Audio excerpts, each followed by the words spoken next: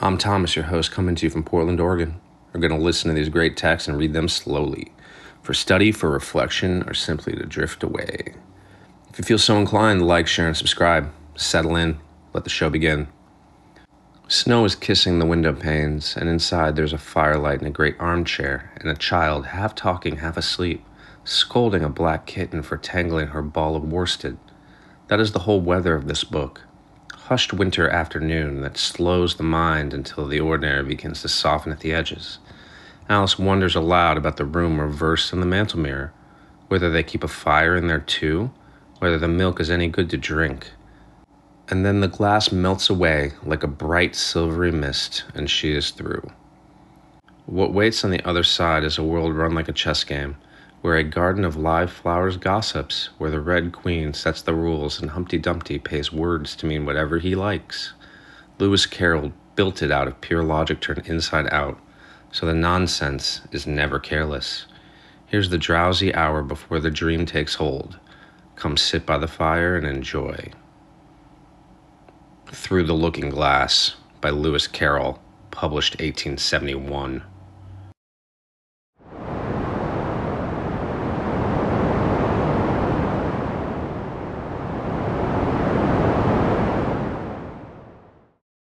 One thing was certain, that the white kitten had nothing to do with it. It was the black kitten's fault entirely, for the white kitten had been having its face washed by the old cat for the last quarter of an hour, and bearing it pretty well considering.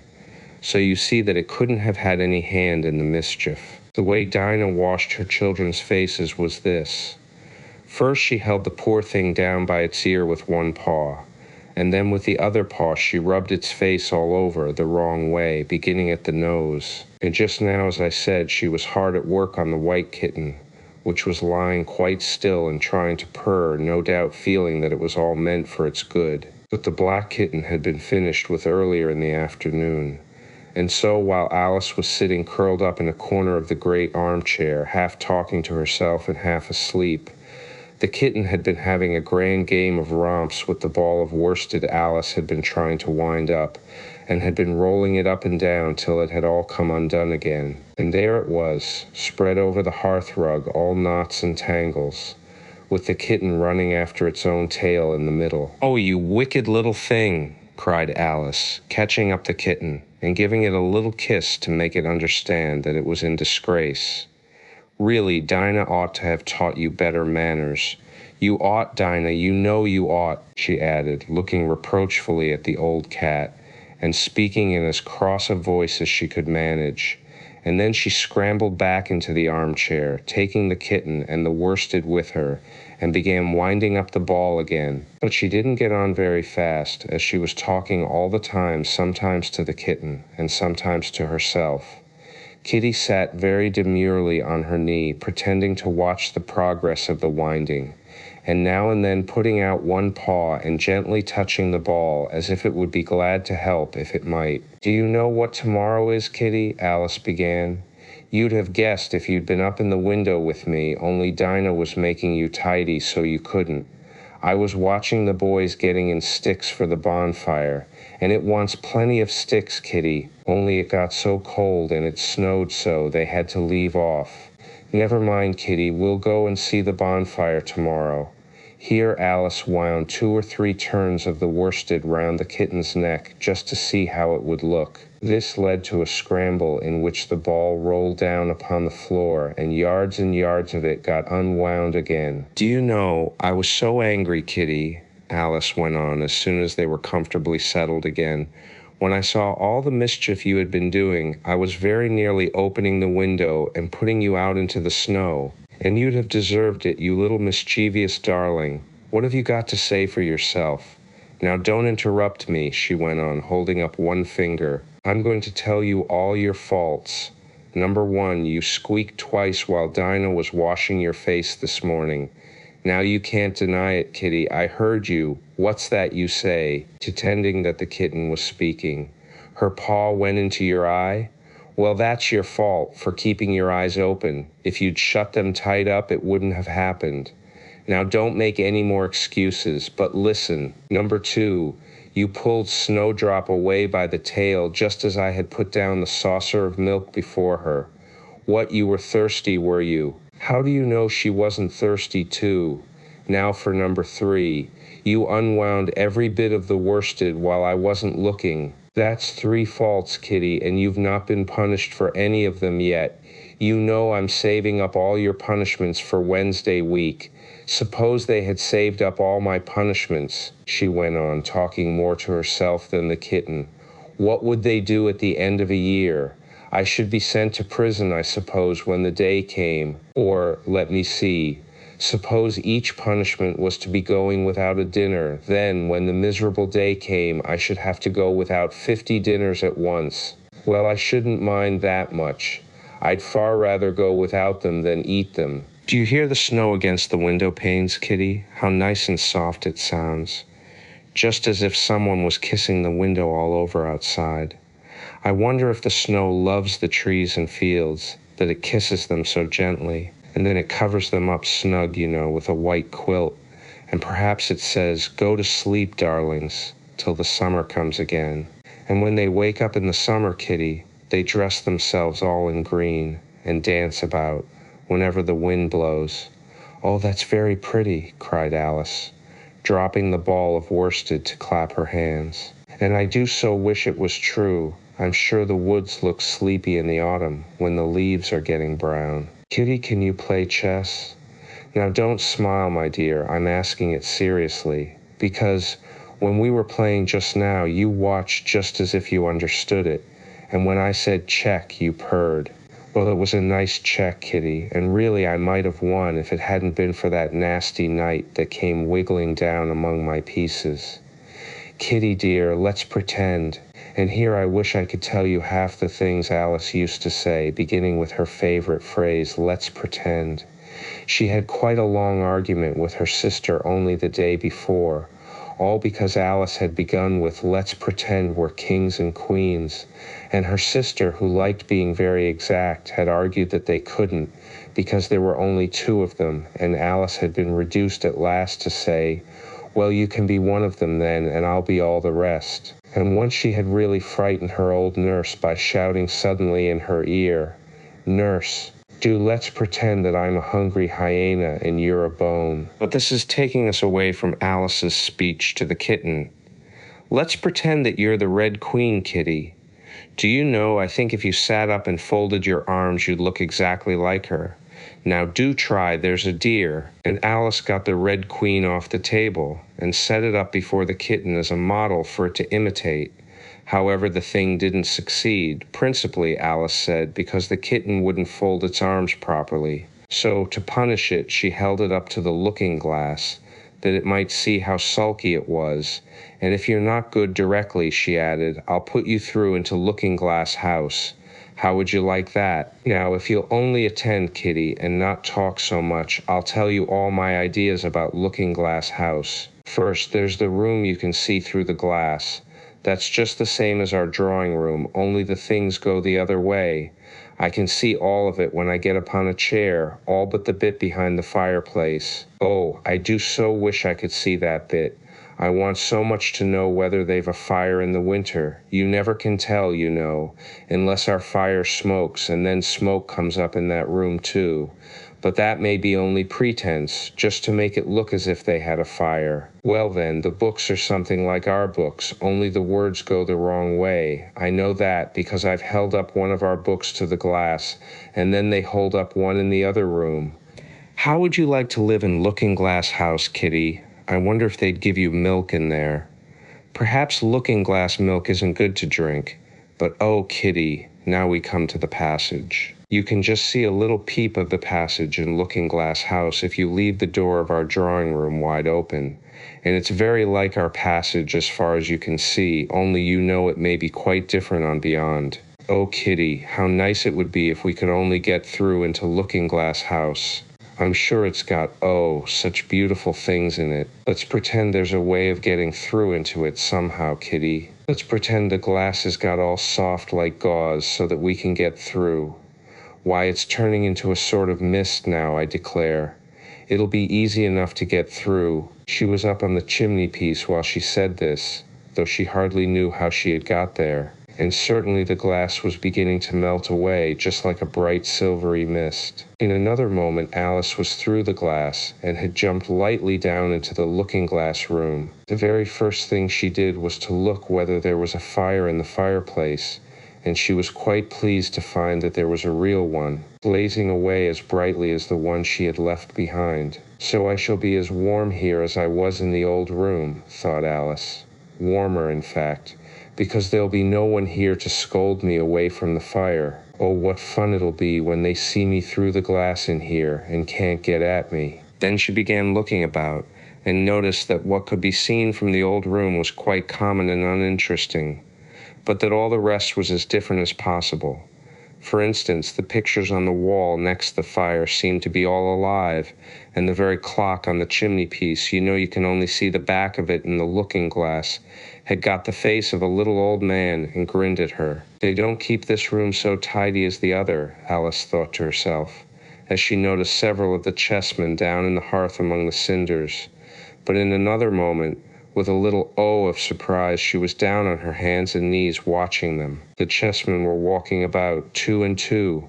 "Here are the Red King and the Red Queen," Alice said, in a whisper for fear of frightening them.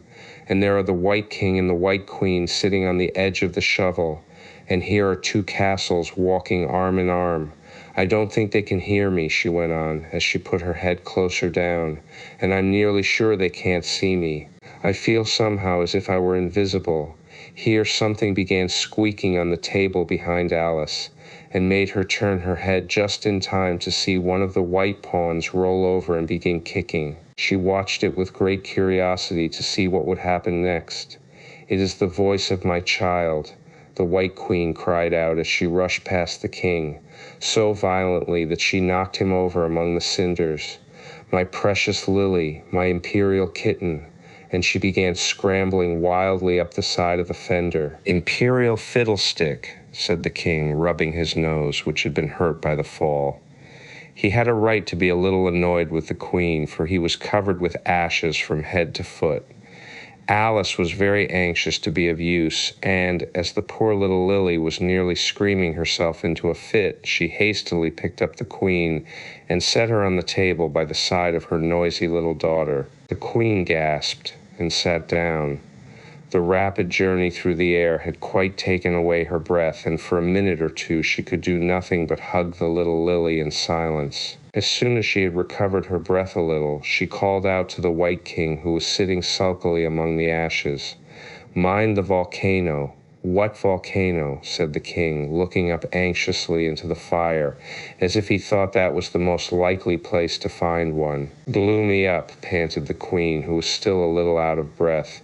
"Mind you come up the regular way, don't get blown up." Alice watched the White King as he slowly struggled up from bar to bar, till at last she said, "Why, you'll be hours and hours getting to the table. At that rate, I'd far better help you, hadn't I?" But the king took no notice of the question. It was quite clear that he could neither hear her nor see her. So Alice picked him up very gently and lifted him across more slowly than she had lifted the queen, that she mightn't take his breath away. But before she put him on the table, she thought she might as well dust him a little. He was so covered with ashes. She said afterwards that she had never seen in all her life such a face as the king made when he found himself held in the air by an invisible hand and being dusted.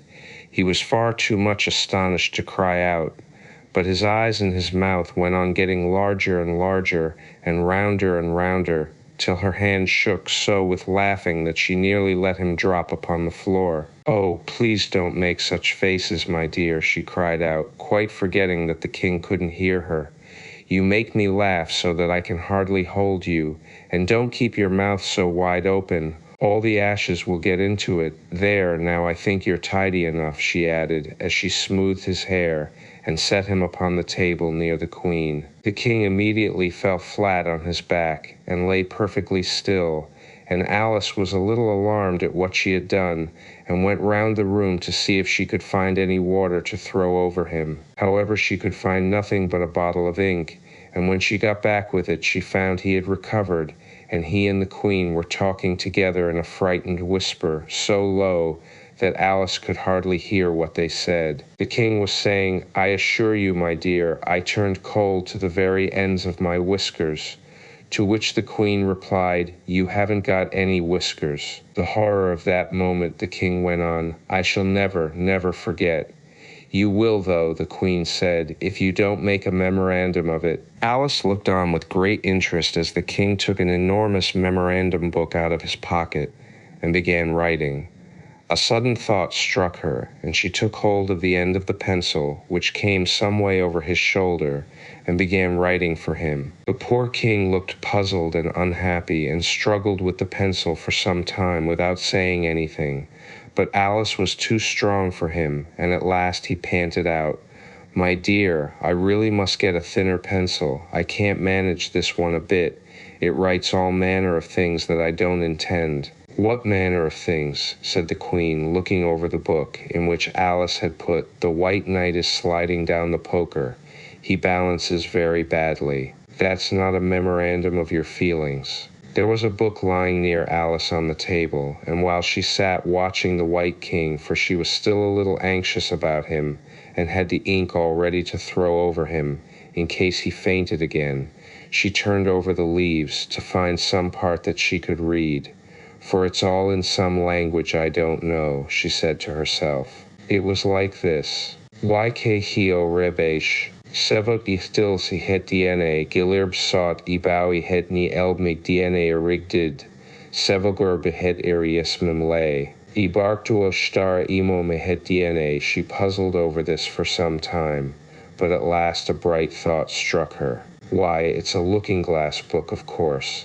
And if I hold it up to a glass, the words will all go the right way again." This was the poem that Alice read.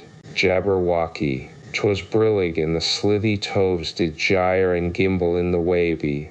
All mimsy were the borogoves, and the momoraths outgraby." Beware the jabberwock, my son, the jaws that bite, the claws that catch. Beware the jubjub bird, and shun the frumious bandersnatch. He took his vorpal sword in hand. Long time the manxome foe he sought, so rested he by the tumtum tree, and stood a while and thought. And as in uffish thought he stood, the jabberwock, with eyes of flame, came whiffling through the tulgey wood, and burbled as it came. 1, 2, 1, 2, and through the vorpal blade went snicker-snack. He left it dead, and with its head he went galumphing back. "And hast thou slain the jabberwock? Come to my arms, my beamish boy, O frabjous day, calloo, callay," he chortled in his joy. "'Twas brillig, and the slithy toves did gyre and gimble in the wabe, all mimsy were the borogoves, and the mome raths outgrabe." "It seems very pretty," she said when she had finished it, "but it's rather hard to understand." You see, she didn't like to confess, even to herself, that she couldn't make it out at all. "Somehow it seems to fill my head with ideas, only I don't exactly know what they are. However, somebody killed something, that's clear, at any rate." "But oh," thought Alice, suddenly jumping up, "if I don't make haste, I shall have to go back through the looking-glass before I've seen what the rest of the house is like. Let's have a look at the garden first." She was out of the room in a moment, and ran downstairs, or at least it wasn't exactly running, but a new invention of hers for getting downstairs quickly and easily, as Alice said to herself. She just kept the tips of her fingers on the handrail, and floated gently down without even touching the stairs with her feet. Then she floated on through the hall, and would have gone straight out at the door in the same way if she hadn't caught hold of the doorpost. She was getting a little giddy with so much floating in the air, and was rather glad to find herself walking again in the natural way. "I should see the garden far better," said Alice to herself, "if I could get to the top of that hill, and here's a path that leads straight to it. At least, no, it doesn't do that." After going a few yards along the path, and turning several sharp corners, "But I suppose it will at last. But how curiously it twists. It's more like a corkscrew than a path. Well, this turn goes to the hill, I suppose. No, it doesn't. This goes straight back to the house. Well then, I'll try it the other way." And so she did, wandering up and down and trying turn after turn, but always coming back to the house, do what she would. Indeed, once, when she turned a corner rather more quickly than usual, she ran against it before she could stop herself. "It's no use talking about it," Alice said, looking up at the house and pretending it was arguing with her. "I'm not going in again yet. I know I should have to get through the looking-glass again, back into the old room, and there'd be an end of all my adventures." So, resolutely turning her back upon the house, she set out once more down the path, determined to keep straight on till she got to the hill. For a few minutes all went on well, and she was just saying, "I really shall do it this time," when the path gave a sudden twist and shook itself, as she described it afterwards, and the next moment she found herself actually walking in at the door. "Oh, it's too bad," she cried. "I never saw such a house for getting in the way, never." However, there was the hill full in sight, so there was nothing to be done but start again. This time she came upon a large flower bed, with a border of daisies, and a willow tree growing in the middle. "Oh, Tiger Lily," said Alice, addressing herself to one that was waving gracefully about in the wind, "I wish you could talk." "We can talk," said the Tiger Lily, "when there's anybody worth talking to." Alice was so astonished that she could not speak for a minute. It quite seemed to take her breath away. At length, as the Tiger Lily only went on waving about, she spoke again in a timid voice, almost in a whisper. "And can all the flowers talk?" "As well as you can," said the Tiger Lily, and a great deal louder. "It isn't manners for us to begin, you know," said the Rose, "and I really was wondering when you'd speak," said I to myself. "Her face has got some sense in it, though it's not a clever one. Still, you're the right color, and that goes a long way." "I don't care about the color," the Tiger Lily remarked. "If only her petals curled up a little more, she'd be all right." Alice didn't like being criticized, so she began asking questions. "Aren't you sometimes frightened at being planted out here, with nobody to take care of you?" "There's the tree in the middle," said the Rose. "What else is it good for?" "But what could it do if any danger came?" Alice asked. "It says bough wuff," cried a daisy. "That's why its branches are called boughs." "Didn't you know that?" cried another daisy, and here they all began shouting together, till the air seemed quite full of little shrill voices. "Silence, every one of you," cried the Tiger Lily, waving itself passionately from side to side, and trembling with excitement. "They know I can't get at them," it panted, bending its quivering head towards Alice, "or they wouldn't dare to do it."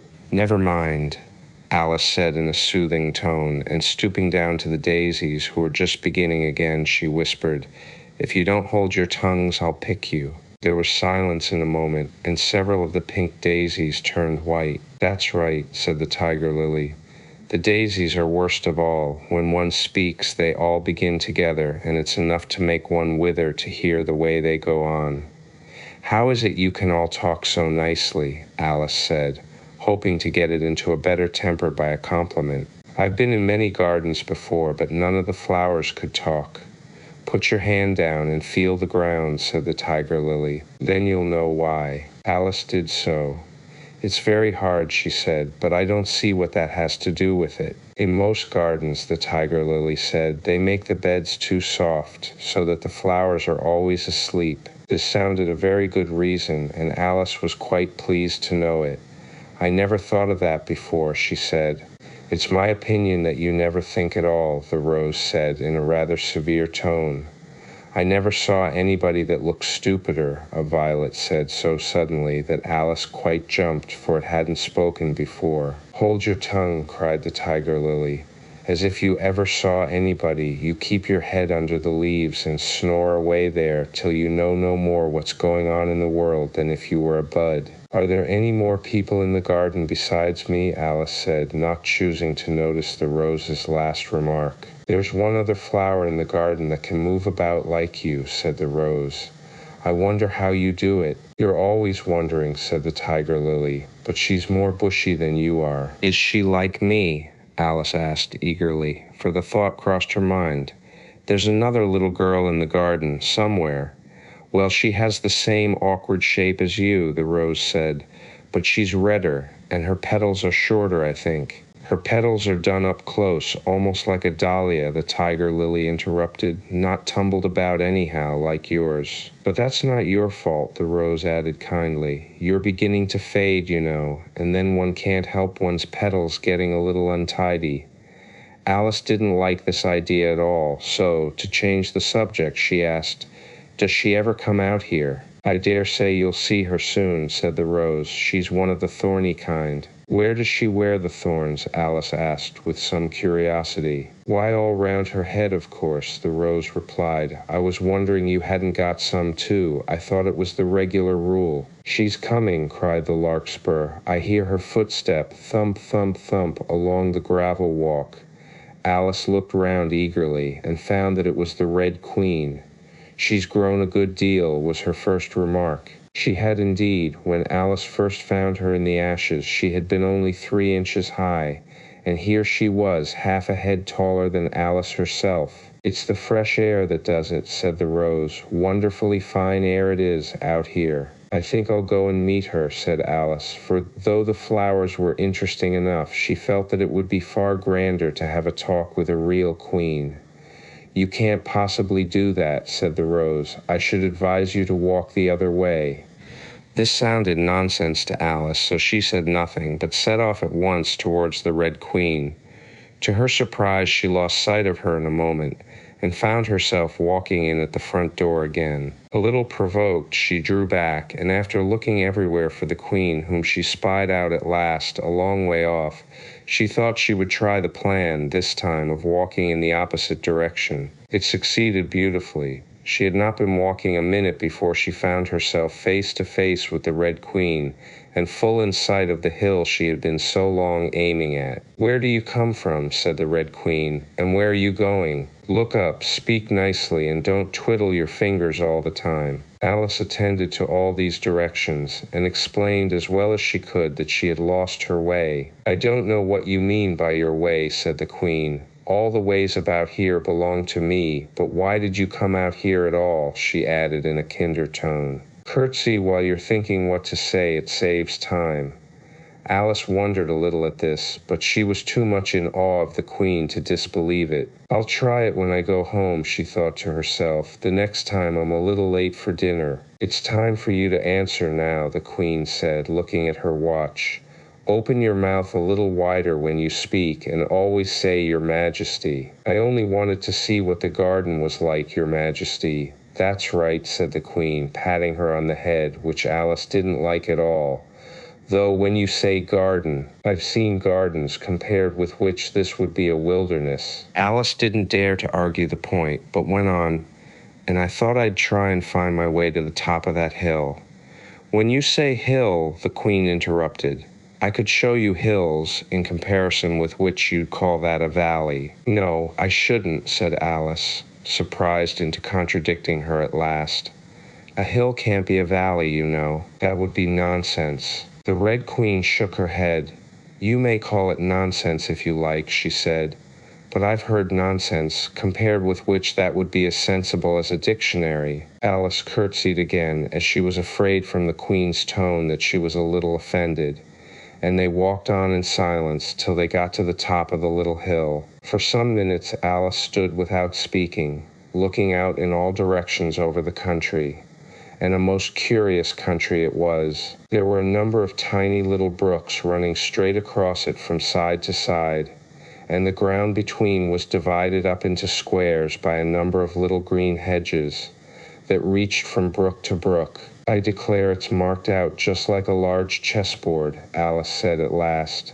"There ought to be some men moving about somewhere, and so there are," she added in a tone of delight, and her heart began to beat quick with excitement as she went on. "It's a great huge game of chess that's being played all over the world, if this is the world at all, you know. Oh, what fun it is! How I wish I was one of them. I wouldn't mind being a pawn if only I might join, though of course I should like to be a queen best." She glanced rather shyly at the real Queen as she said this, but her companion only smiled pleasantly and said, "That's easily managed. You can be the White Queen's pawn if you like, as Lily's too young to play, and you're in the second square to begin with, When you get to the 8th square, you'll be a queen. Just at this moment, somehow or other, they began to run. Alice never could quite make out, in thinking it over afterwards, how it was that they began. All she remembers is that they were running hand in hand, and the queen went so fast that it was all she could do to keep up with her. And still the queen kept crying, "Faster, faster." But Alice felt she could not go faster, though she had not breath left to say so. The most curious part of the thing was that the trees and the other things round them never changed their places at all. However fast they went, they never seemed to pass anything. "I wonder if all the things move along with us," thought poor puzzled Alice. And the queen seemed to guess her thoughts, for she cried, "Faster, don't try to talk." Not that Alice had any idea of doing that. She felt as if she would never be able to talk again. She was getting so much out of breath. And still the queen cried, "Faster, faster," and dragged her along. "Are we nearly there?" Alice managed to pant out at last. "Nearly there," the queen repeated. "Why, we passed it 10 minutes ago. Faster." And they ran on for a time in silence, with the wind whistling in Alice's ears, and almost blowing her hair off her head, she fancied. "Now, now," cried the queen. "Faster, faster." And they went so fast that at last they seemed to skim through the air, hardly touching the ground with their feet, till suddenly, just as Alice was getting quite exhausted, they stopped, and she found herself sitting on the ground, breathless and giddy. The queen propped her up against a tree and said kindly, "You may rest a little now." Alice looked round her in great surprise. "Why, I do believe we've been under this tree the whole time. Everything's just as it was." "Of course it is," said the queen. "What would you have it?" "Well, in our country," said Alice, still panting a little, "you'd generally get to somewhere else, if you ran very fast for a long time, as we've been doing." "A slow sort of country," said the queen. "Now here, you see, it takes all the running you can do to keep in the same place. If you want to get somewhere else, you must run at least twice as fast as that." "I'd rather not try, please," said Alice. "I'm quite content to stay here, only I am so hot and thirsty." "I know what you'd like," the queen said good-naturedly, taking a little box out of her pocket. "Have a biscuit." Alice thought it would not be civil to say no, though it wasn't at all what she wanted, so she took it and ate it as well as she could, and it was very dry, and she thought she had never been so nearly choked in all her life. "While you're refreshing yourself," said the queen, "I'll just take the measurements." And she took a ribbon out of her pocket, marked in inches, and began measuring the ground and sticking little pegs in here and there. "At the end of 2 yards," she said, putting in a peg to mark the distance. "I shall give you your directions. Have another biscuit?" "No, thank you," said Alice. "One's quite enough." "Thirst quenched, I hope," said the queen. Alice did not know what to say to this, but luckily the queen did not wait for an answer, but went on. "At the end of 3 yards I shall repeat them, for fear of your forgetting them. At the end of 4 I shall say goodbye, and at the end of 5 I shall go." She had got all the pegs put in by this time, and Alice looked on with great interest as she returned to the tree, and then began slowly walking down the row. At the 2-yard peg she faced round and said, "A pawn goes 2 squares in its first move, you know. So you'll go very quickly through the 3rd square, by railway I should think, and you'll find yourself in the 4th square in no time. Well, that square belongs to Tweedledum and Tweedledee. The 5th is mostly water. The 6th belongs to Humpty Dumpty. But you make no remark?" I didn't know I had to make one just then," Alice faltered out. "You should have said, 'It's extremely kind of you to tell me all this. However, we'll suppose,' it said, 'the 7th square is all forest.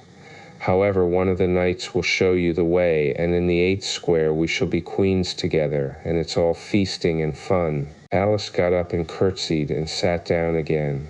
At the next peg the queen turned again, and this time she said, "Speak in French when you can't think of the English for a thing. Turn out your toes as you walk, and remember who you are." She did not wait for Alice to curtsy this time, but walked on quickly to the next peg, where she turned for a moment to say goodbye, and then hurried on to the last. How it happened, Alice never knew, but exactly as she came to the last peg, she was gone. Whether she vanished into the air, or whether she ran quickly into the wood, and she can run very fast, thought Alice. There was no way of guessing, but she was gone, and Alice began to remember that she was a pawn, and that it would soon be time for her to move.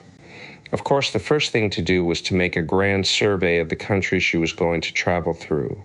It's something very like learning geography, thought Alice, as she stood on tiptoe in hopes of being able to see a little further.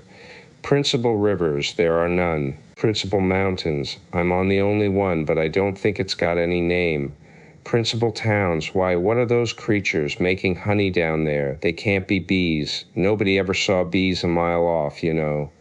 And for some time she stood silent, watching one of them that was bustling about among the flowers, poking its proboscis into them, just as if it was a regular bee, thought Alice. However, this was anything but a regular bee. In fact, it was an elephant, as Alice soon found out, though the idea quite took her breath away at first. And what enormous flowers they must be was her next idea. Something like cottages with the roofs taken off and stalks put to them. And what quantities of honey they must make. I think I'll go down and... No, I won't just yet, she went on, checking herself just as she was beginning to run down the hill and trying to find some excuse for turning shy so suddenly. It'll never do to go down among them without a good long branch to brush them away. And what fun it'll be when they ask me how I like my walk. I shall say, oh, I like it well enough. Here came the favorite little toss of the head, only it was so dusty and hot, and the elephants did tease so. I think I'll go down the other way, she said after a pause, and perhaps I may visit the elephants later on. Besides, I do so want to get into the third square. So with this excuse, she ran down the hill and jumped over the first of the 6 little brooks. Tickets, please, said the guard, putting his head in at the window. In a moment, everybody was holding out a ticket. They were about the same size as the people, and quite seemed to fill the carriage. Now then, show your ticket, child, the guard went on, looking angrily at Alice, and a great many voices all said together, like the chorus of a song, thought Alice. Don't keep him waiting, child. Why, his time is worth £1,000 a minute. I'm afraid I haven't got one, Alice said in a frightened tone. There wasn't a ticket office where I came from, and again the chorus of voices went on. There wasn't room for one where she came from. The land there is worth £1,000 an inch. Don't make excuses, said the guard. You should have bought one from the engine driver. And once more the chorus of voices went on with, the man that drives the engine, why the smoke alone is worth £1,000 a puff. Alice thought to herself, then there's no use in speaking. The voices didn't join in this time as she hadn't spoken, but to her great surprise they all thought in chorus, I hope you understand what thinking in chorus means, for I must confess that I don't. Better say nothing at all. Language is worth £1,000 a word. I shall dream about £1,000 tonight, I know I shall, thought Alice. All this time the guard was looking at her, first through a telescope, then through a microscope, and then through an opera glass. At last he said, you're traveling the wrong way, and shut up the window and went away. So young a child, said the gentleman sitting opposite to her, he was dressed in white paper, ought to know which way she's going, even if she doesn't know her own name. A goat that was sitting next to the gentleman in white shut his eyes and said in a loud voice, she ought to know her way to the ticket office, even if she doesn't know her alphabet. There was a beetle sitting next to the goat. It was a very queer carriage full of passengers altogether, and, as the rule seemed to be that they should all speak in turn, he went on with, she'll have to go back from here as luggage. Alice couldn't see who was sitting beyond the beetle, but a hoarse voice spoke next. Change engines, it said, and was obliged to leave off. It sounds like a horse, Alice thought to herself, and an extremely small voice, close to her ear, said, you might make a joke on that, something about horse and horse, you know. Then a very gentle voice in the distance said, she must be labeled lass with care, you know. And after that other voices went on. What a number of people there are in the carriage, thought Alice, saying, she must go by post as she's got a head on her. She must be sent as a message by the telegraph. She must draw the train herself the rest of the way, and so on. But the gentleman dressed in white paper leaned forwards and whispered in her ear, never mind what they all say, my dear, but take a return ticket every time the train stops. Indeed I shan't, Alice said rather impatiently. I don't belong to this railway journey at all. I was in a wood just now, and I wish I could get back there. You might make a joke on that, said the little voice close to her ear. Something about you would if you could, you know. Don't tease so, said Alice, looking about in vain to see where the voice came from. If you're so anxious to have a joke made, why don't you make one yourself? The little voice sighed deeply. It was very unhappy, evidently, and Alice would have said something pitying to comfort it. If it would only sigh like other people, she thought. But this was such a wonderfully small sigh that she wouldn't have heard it at all if it hadn't come quite close to her ear. The consequence of this was that it tickled her ear very much, and quite took off her thoughts from the unhappiness of the poor little creature. I know you are a friend, the little voice went on, a dear friend and an old friend, and you won't hurt me, though I am an insect. What kind of insect? Alice inquired a little anxiously. What she really wanted to know was whether it could sting or not, but she thought this wouldn't be quite a civil question to ask. What, then you don't? The little voice began when it was drowned by a shrill scream from the engine, and everybody jumped up in alarm, Alice among the rest. The horse, who had put his head out of the window, quietly drew it in and said, "It's only a brook we have to jump over." Everybody seemed satisfied with this, though Alice felt a little nervous at the idea of trains jumping at all. However, it'll take us into the fourth square, that's some comfort, she said to herself. In another moment she felt the carriage rise straight up into the air, and in her fright she caught at the thing nearest to her hand, which happened to be the goat's beard. But the beard seemed to melt away as she touched it, and she found herself sitting quietly under a tree, while the gnat, for that was the insect she had been talking to, was balancing itself on a twig just over her head and fanning her with its wings. It certainly was a very large gnat, about the size of a chicken, Alice thought. Still, she couldn't feel nervous with it, after they had been talking together so long. Then you don't like all insects, the gnat went on, as quietly as if nothing had happened. I like them when they can talk, Alice said. None of them ever talk where I come from. What sort of insects do you rejoice in where you come from? The gnat inquired. I don't rejoice in insects at all, Alice explained, because I'm rather afraid of them, at least the large kinds. But I can tell you the names of some of them. Of course they answer to their names, the gnat remarked carelessly. I never knew them to do it.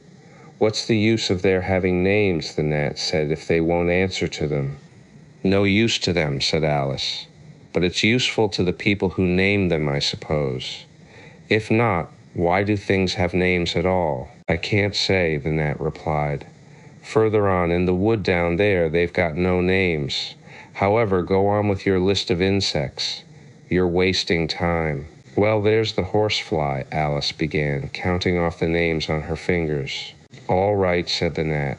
Halfway up that bush, you'll see a rocking horsefly if you look. It's made entirely of wood and gets about by swinging itself from branch to branch. What does it live on? Alice asked, with great curiosity. Sap and sawdust, said the gnat. Go on with the list. Alice looked up at the rocking horsefly with great interest and made up her mind that it must have been just repainted, it looked so bright and sticky. And then she went on. And there's the dragonfly. Look on the branch above your head, said the gnat, and there you'll find a snap dragonfly. Its body is made of plum pudding, its wings of holly leaves, and its head is a raisin burning in brandy. And what does it live on? Frumenty and mince pie, the gnat replied, and it makes its nest in a Christmas box. And then there's the butterfly, Alice went on, after she had taken a good look at the insect with its head on fire, and had thought to herself, I wonder if that's the reason insects are so fond of flying into candles, because they want to turn into snap dragonflies. Crawling at your feet, said the gnat. Alice drew her feet back in some alarm. You may observe a bread and butter fly. Its wings are thin slices of bread and butter. Its body is a crust, and its head is a lump of sugar. And what does it live on? Weak tea with cream in it. A new difficulty came into Alice's head. Supposing it couldn't find any, she suggested. Then it would die, of course. But that must happen very often, Alice remarked thoughtfully. It always happens, said the gnat. After this, Alice was silent for a minute or two, pondering. The gnat amused itself meanwhile by humming round and round her head. At last it settled again and remarked, I suppose you don't want to lose your name? No, indeed, Alice said, a little anxiously. And yet I don't know, the gnat went on in a careless tone. Only think how convenient it would be if you could manage to go home without it. For instance, if the governess wanted to call you to your lessons, she would call out, come here, and there she would have to leave off, because there wouldn't be any name for her to call, and of course you wouldn't have to go, you know. That would never do, I'm sure, said Alice. The governess would never think of excusing me lessons for that.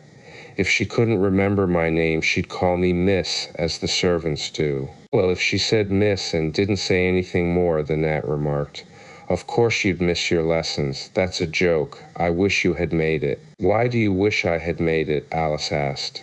It's a very bad one. But the gnat only sighed deeply, while 2 large tears came rolling down its cheeks. You shouldn't make jokes, Alice said, if it makes you so unhappy. Then came another of those melancholy little sighs, and this time the poor gnat really seemed to have sighed itself away, for, when Alice looked up, there was nothing whatever to be seen on the twig, and as she was getting quite chilly with sitting still so long, she got up and walked on. She very soon came to an open field, with a wood on the other side of it.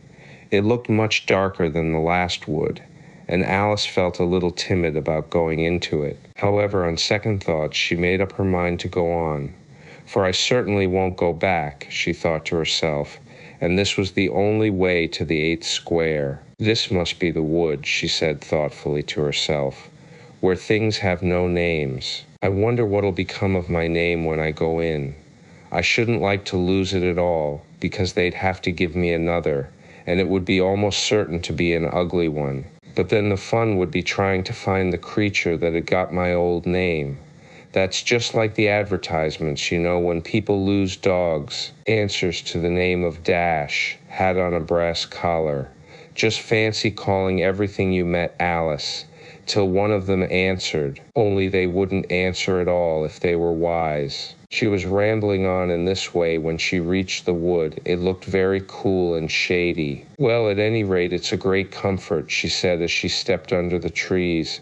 After being so hot, to get into what, she went on, rather surprised at not being able to think of the word. I mean to get under this, you know, putting her hand on the trunk of the tree. What does it call itself, I wonder? I do believe it's got no name. Why, to be sure it hasn't. She stood silent for a minute, thinking.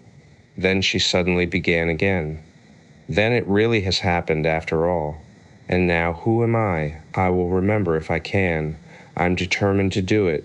But being determined didn't help much, and all she could say after a great deal of puzzling was, L, I know it begins with L. Just then a fawn came wandering by. It looked at Alice with its large, gentle eyes, but didn't seem at all frightened. Here then, Alice said as she held out her hand and tried to stroke it, but it only started back a little and then stood looking at her again.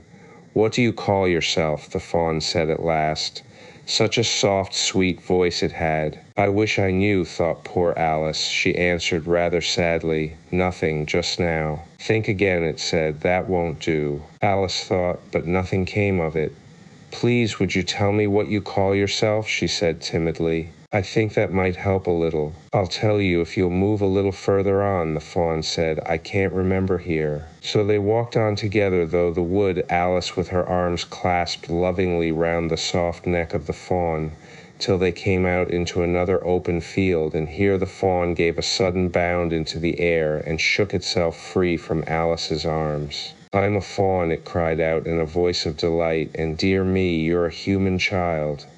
A sudden look of alarm came into its beautiful brown eyes, and in another moment it had darted away at full speed. Alice stood looking after it, almost ready to cry with vexation at having lost her dear little fellow traveler so suddenly. However, I know my name now, she said. That's some comfort. Alice, Alice, I won't forget it again. And now, which of these finger posts ought I to follow, I wonder? It was not a very difficult question to answer, as there was only one road through the wood, and the two finger posts both pointed along it. I'll settle it, Alice said to herself, when the road divides and they point different ways. But this did not seem likely to happen. She went on and on, a long way, but wherever the road divided there were sure to be two finger posts pointing the same way, one marked to Tweedledum's house, and the other to the house of Tweedledee. I do believe, said Alice at last, that they live in the same house. I wonder I never thought of that before.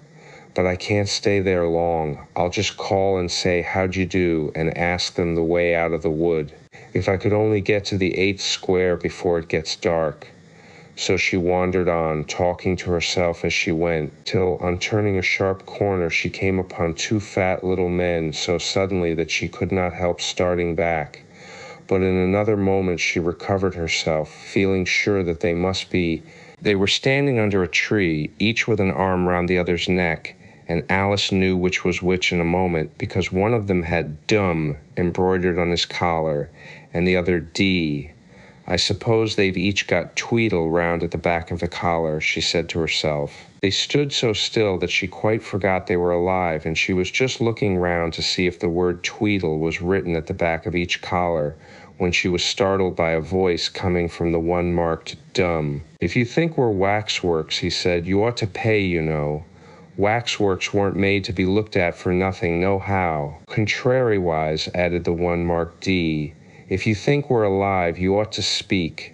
I'm sure I'm very sorry, was all Alice could say, for the words of the old song kept ringing through her head like the ticking of a clock, and she could hardly help saying them out loud. Tweedledum and Tweedledee agreed to have a battle, for Tweedledum said Tweedledee had spoiled his nice new rattle. Just then flew down a monstrous crow, as black as a tar barrel, which frightened both the heroes so they quite forgot their quarrel. I know what you're thinking about, said Tweedledum, but it isn't so, nohow. Contrariwise, continued Tweedledee, if it was so it might be, and if it were so it would be, but as it isn't, it ain't. That's logic.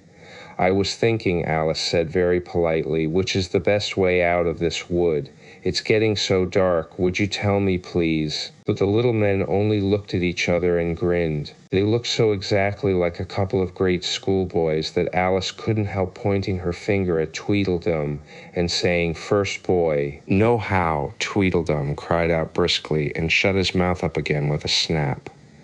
"Next boy," said Alice, passing on to Tweedledee, though she felt quite certain he would only shout out "contrariwise," and so he did.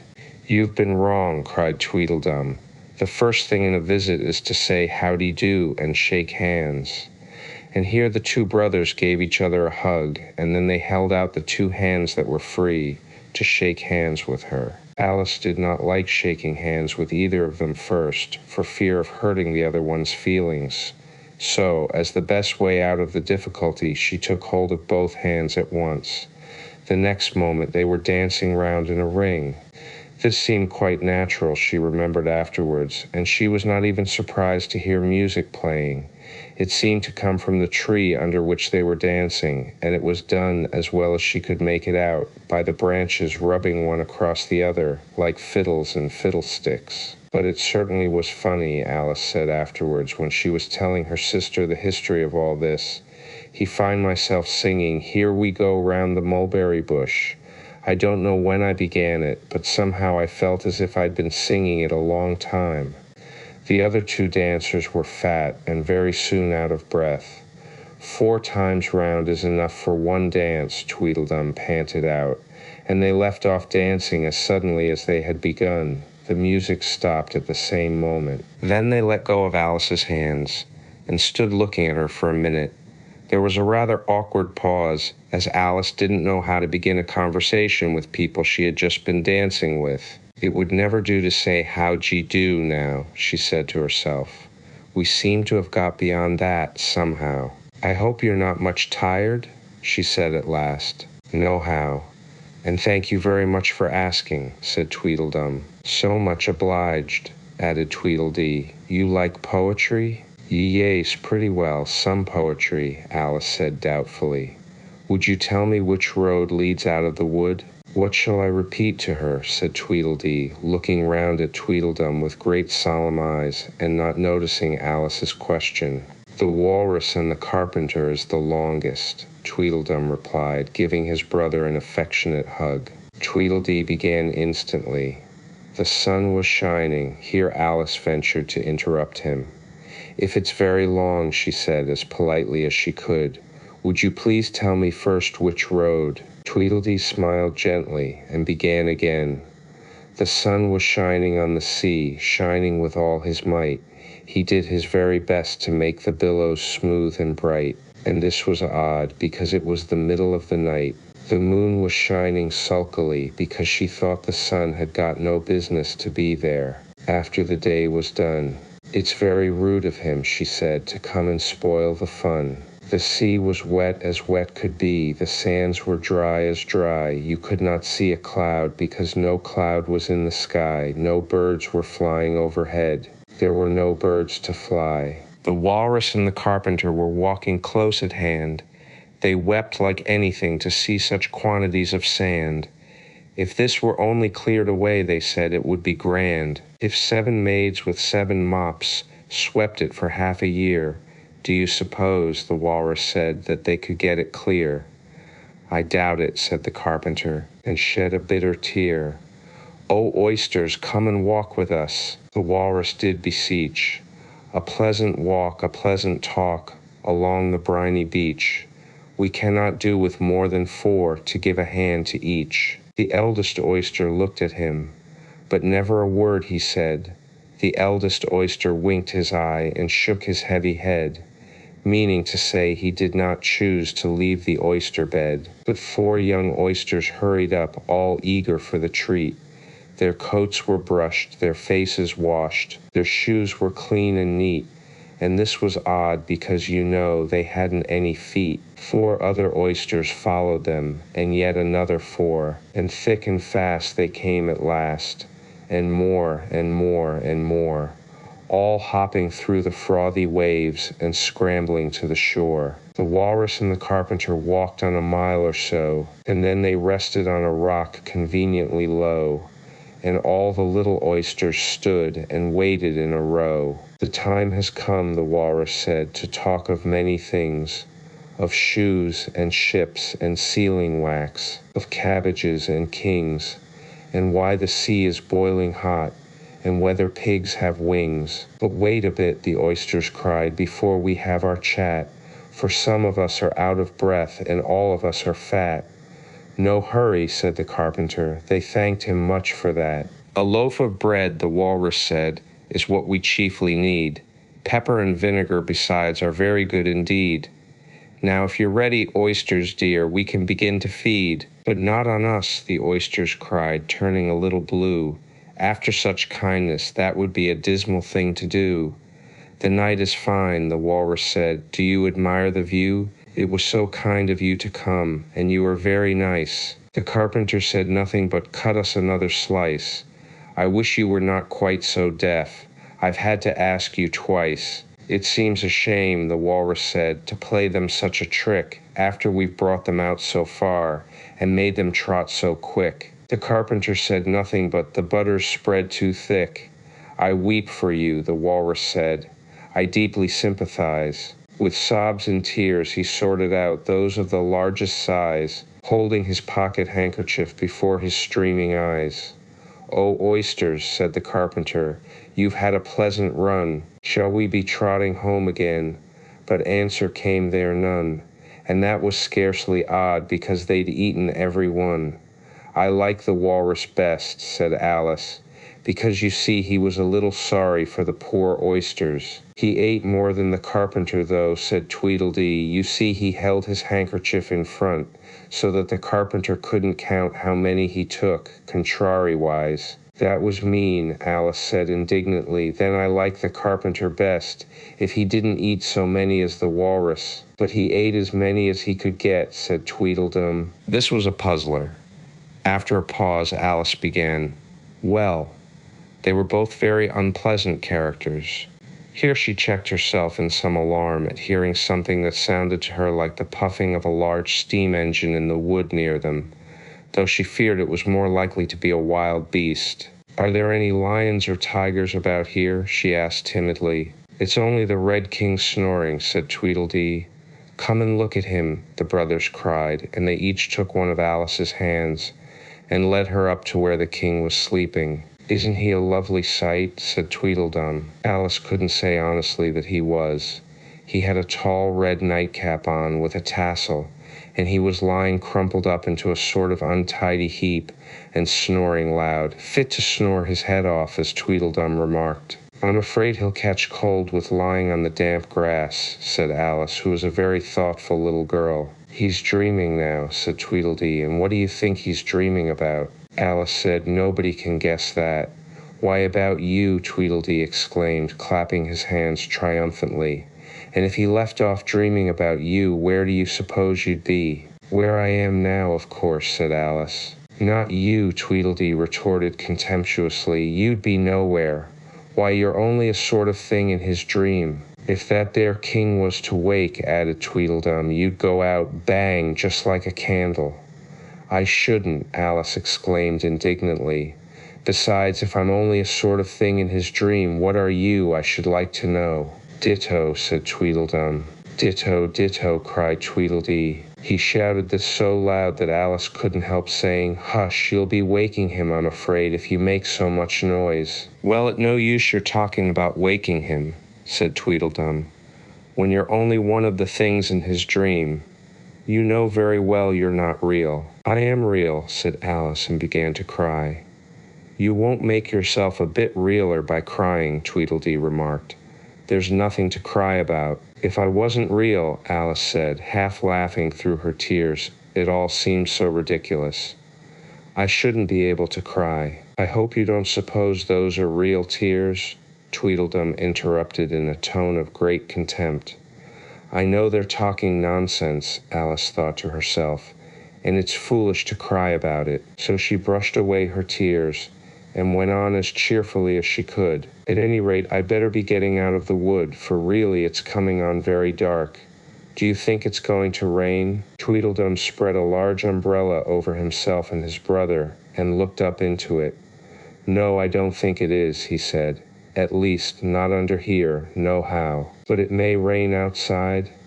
It may if it chooses, said Tweedledee. We've no objection. Contrariwise. Selfish things, thought Alice, and she was just going to say good night and leave them, when Tweedledum sprang out from under the umbrella and seized her by the wrist. Do you see that? He said in a voice choking with passion, and his eyes grew large and yellow all in a moment as he pointed with a trembling finger at a small white thing lying under the tree. It's only a rattle, Alice said, after a careful examination of the little white thing. Not a rattlesnake, you know, she added hastily, thinking that he was frightened. Only an old rattle, quite old and broken. I knew it was, cried Tweedledum, beginning to stamp about wildly and tear his hair. It's spoilt, of course. Here he looked at Tweedledee, who immediately sat down on the ground and tried to hide himself under the umbrella. Alice laid her hand upon his arm and said in a soothing tone, You needn't be so angry about an old rattle. But it isn't old, Tweedledum cried in a greater fury than ever. It's new, I tell you. I bought it yesterday, my nice new rattle. And his voice rose to a perfect scream. All this time Tweedledee was trying his best to fold up the umbrella with himself in it, which was such an extraordinary thing to do that it quite took off Alice's attention from the angry brother. But he couldn't quite succeed, and it ended in his rolling over, bundled up in the umbrella, with only his head out, and there he lay, opening and shutting his mouth and his large eyes, looking more like a fish than anything else, Alice thought. "Of course you agree to have a battle," Tweedledum said in a calmer tone. "I suppose so," the other sulkily replied as he crawled out of the umbrella. "Only she must help us to dress up, you know." So the two brothers went off hand in hand into the wood, and returned in a minute with their arms full of things, such as bolsters, blankets, hearth rugs, tablecloths, dish covers, and coal scuttles. "I hope you're a good hand at pinning and tying strings," Tweedledum remarked. "Every one of these things has got to go on somehow or other." Alice said afterwards she had never seen such a fuss made about anything in all her life, the way those two bustled about, and the quantity of things they put on, and the trouble they gave her in tying strings and fastening buttons. "Really, they'll be more like bundles of old clothes than anything else by the time they're ready," she said to herself, as she arranged a bolster round the neck of Tweedledee to keep his head from being cut off, as he said. "You know," he added very gravely, "it's one of the most serious things that can possibly happen to one in a battle, to get one's head cut off." Alice laughed aloud, but she managed to turn it into a cough for fear of hurting his feelings. "Do I look very pale?" said Tweedledum, coming up to have his helmet tied on. He called it a helmet, though it certainly looked much more like a saucepan. "Well, yes, a little," Alice replied gently. "I'm very brave generally," he went on in a low voice. "Only today I happen to have a headache." "And I've got a toothache," said Tweedledee, who had overheard the remark. "I'm far worse off than you." "Then you'd better not fight today," said Alice, thinking it a good opportunity to make peace. "We must have a bit of a fight, but I don't care about going on long," said Tweedledum. "What's the time now?" Tweedledee looked at his watch and said 4:30. "Let's fight till 6, and then have dinner," said Tweedledum. "Very well," the other said rather sadly, "and she can watch us. Only you'd better not come very close," he added. "I generally hit everything I can see when I get really excited." "And I hit everything within reach," cried Tweedledum, "whether I can see it or not." Alice laughed. "You must hit the trees pretty often, I should think," she said. Tweedledum looked round him with a satisfied smile. "I don't suppose," he said, "there'll be a tree left standing for ever so far round by the time we've finished." "And all about a rattle," said Alice, still hoping to make them a little ashamed of fighting for such a trifle. "I shouldn't have minded it so much," said Tweedledum, "if it hadn't been a new one." "I wish the monstrous crow would come," thought Alice. "There's only one sword, you know," Tweedledum said to his brother, "but you can have the umbrella. It's quite as sharp, only we must begin quick. It's getting as dark as it can." "And darker," said Tweedledee. It was getting dark so suddenly that Alice thought there must be a thunderstorm coming on. "What a thick black cloud that is," she said, "and how fast it comes. Why, I do believe it's got wings." "It's the crow," Tweedledum cried out in a shrill voice of alarm, and the two brothers took to their heels and were out of sight in a moment. Alice ran a little way into the wood and stopped under a large tree. "It can never get at me here," she thought. "It's far too large to squeeze itself in among the trees. But I wish it wouldn't flap its wings so. It makes quite a hurricane in the wood. Here's somebody's shawl being blown away." She caught the shawl as she spoke and looked about for the owner. In another moment the White Queen came running wildly through the wood, with both arms stretched out wide, as if she were flying, and Alice very civilly went to meet her with the shawl. "I'm very glad I happened to be in the way," Alice said, as she helped her to put on her shawl again. The White Queen only looked at her in a helpless, frightened sort of way, and kept repeating something in a whisper to herself that sounded like bread and butter, and Alice felt that if there was to be any conversation at all, she must manage it herself. So she began rather timidly. "Am I addressing the White Queen?" "Well, yes, if you call that addressing," the Queen said. "It isn't my notion of the thing at all." Alice thought it would never do to have an argument at the very beginning of their conversation, so she smiled and said, If your majesty will only tell me the right way to begin, I'll do it as well as I can." "But I don't want it done at all," groaned the poor queen. "I've been addressing myself for the last 2 hours." It would have been all the better, as it seemed to Alice, if she had got someone else to dress her. She was so dreadfully untidy.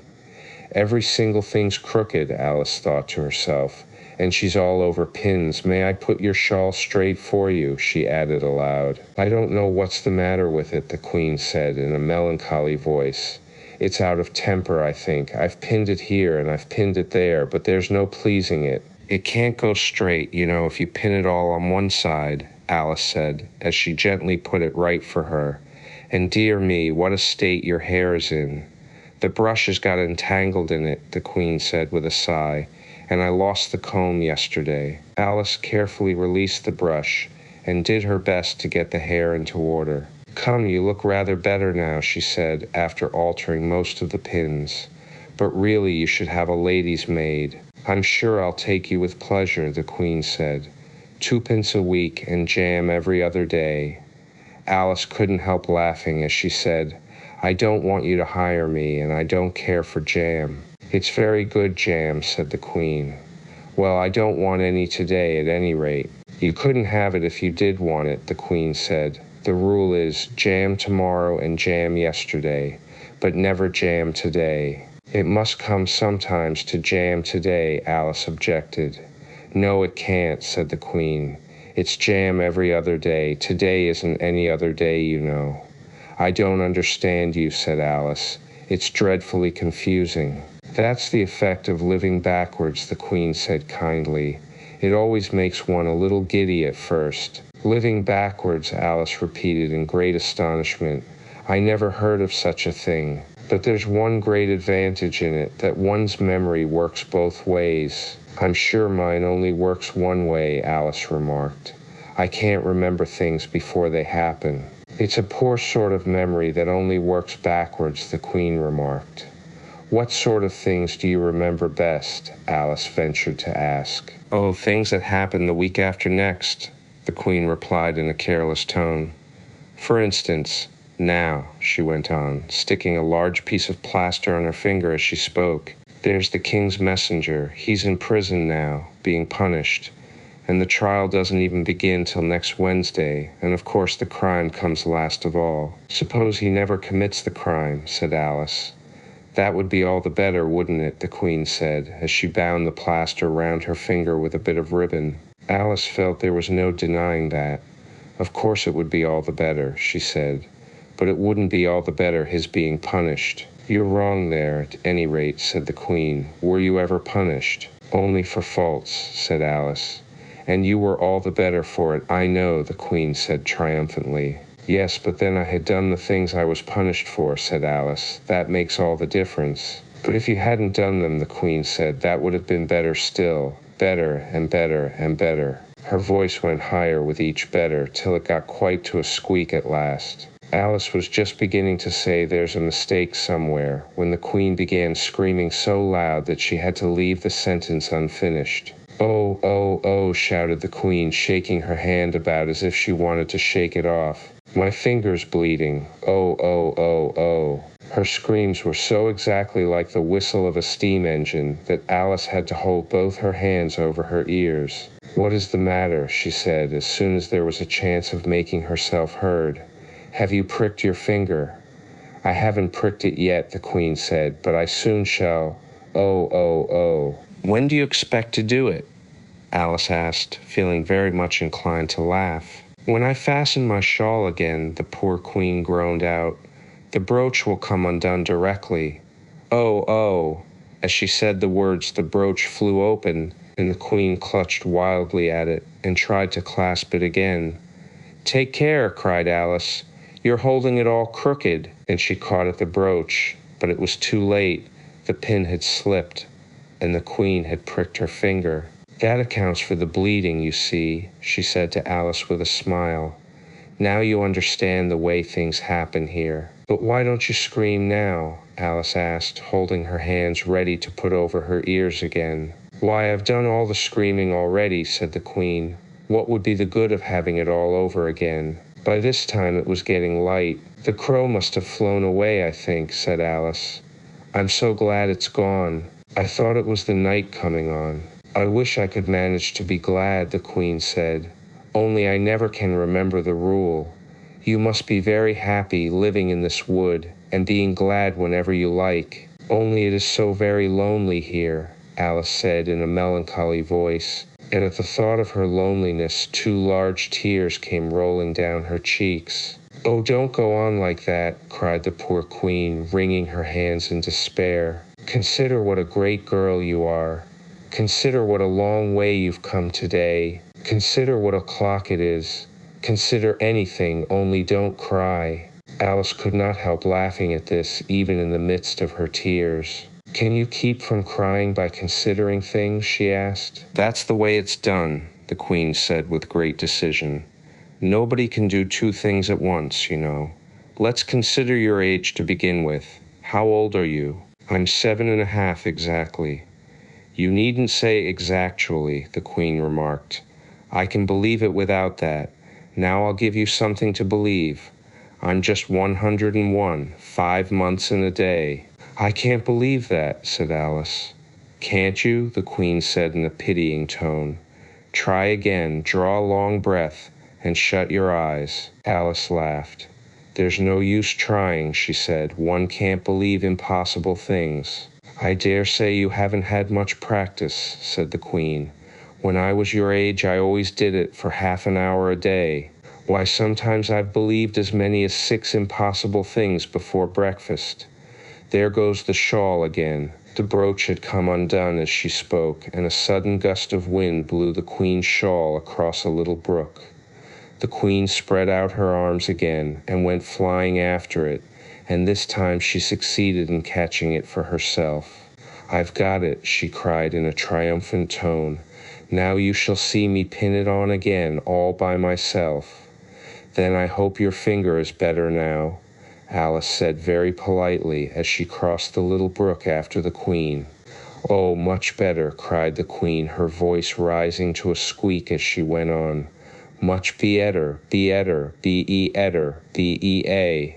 The last word ended in a long bleat so like a sheep that Alice quite started. She looked at the Queen, who seemed to have suddenly wrapped herself up in wool. Alice rubbed her eyes and looked again.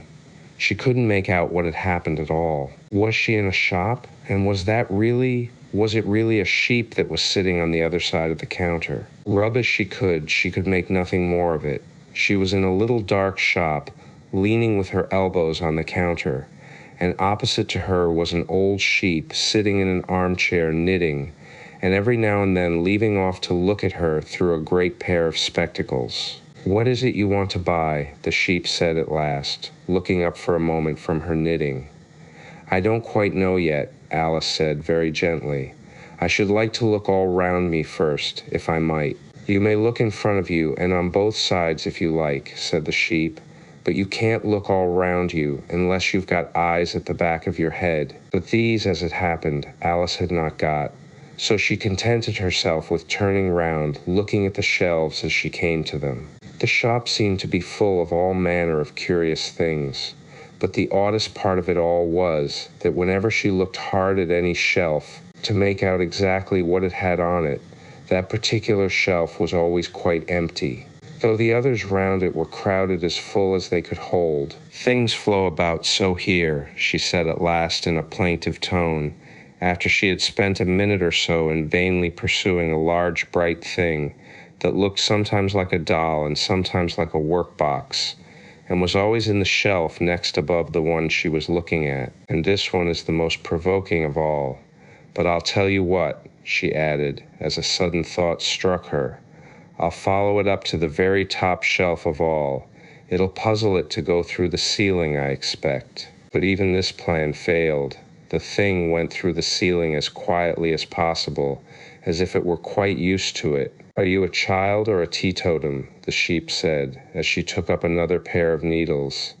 "You'll make me giddy soon if you go on turning round like that."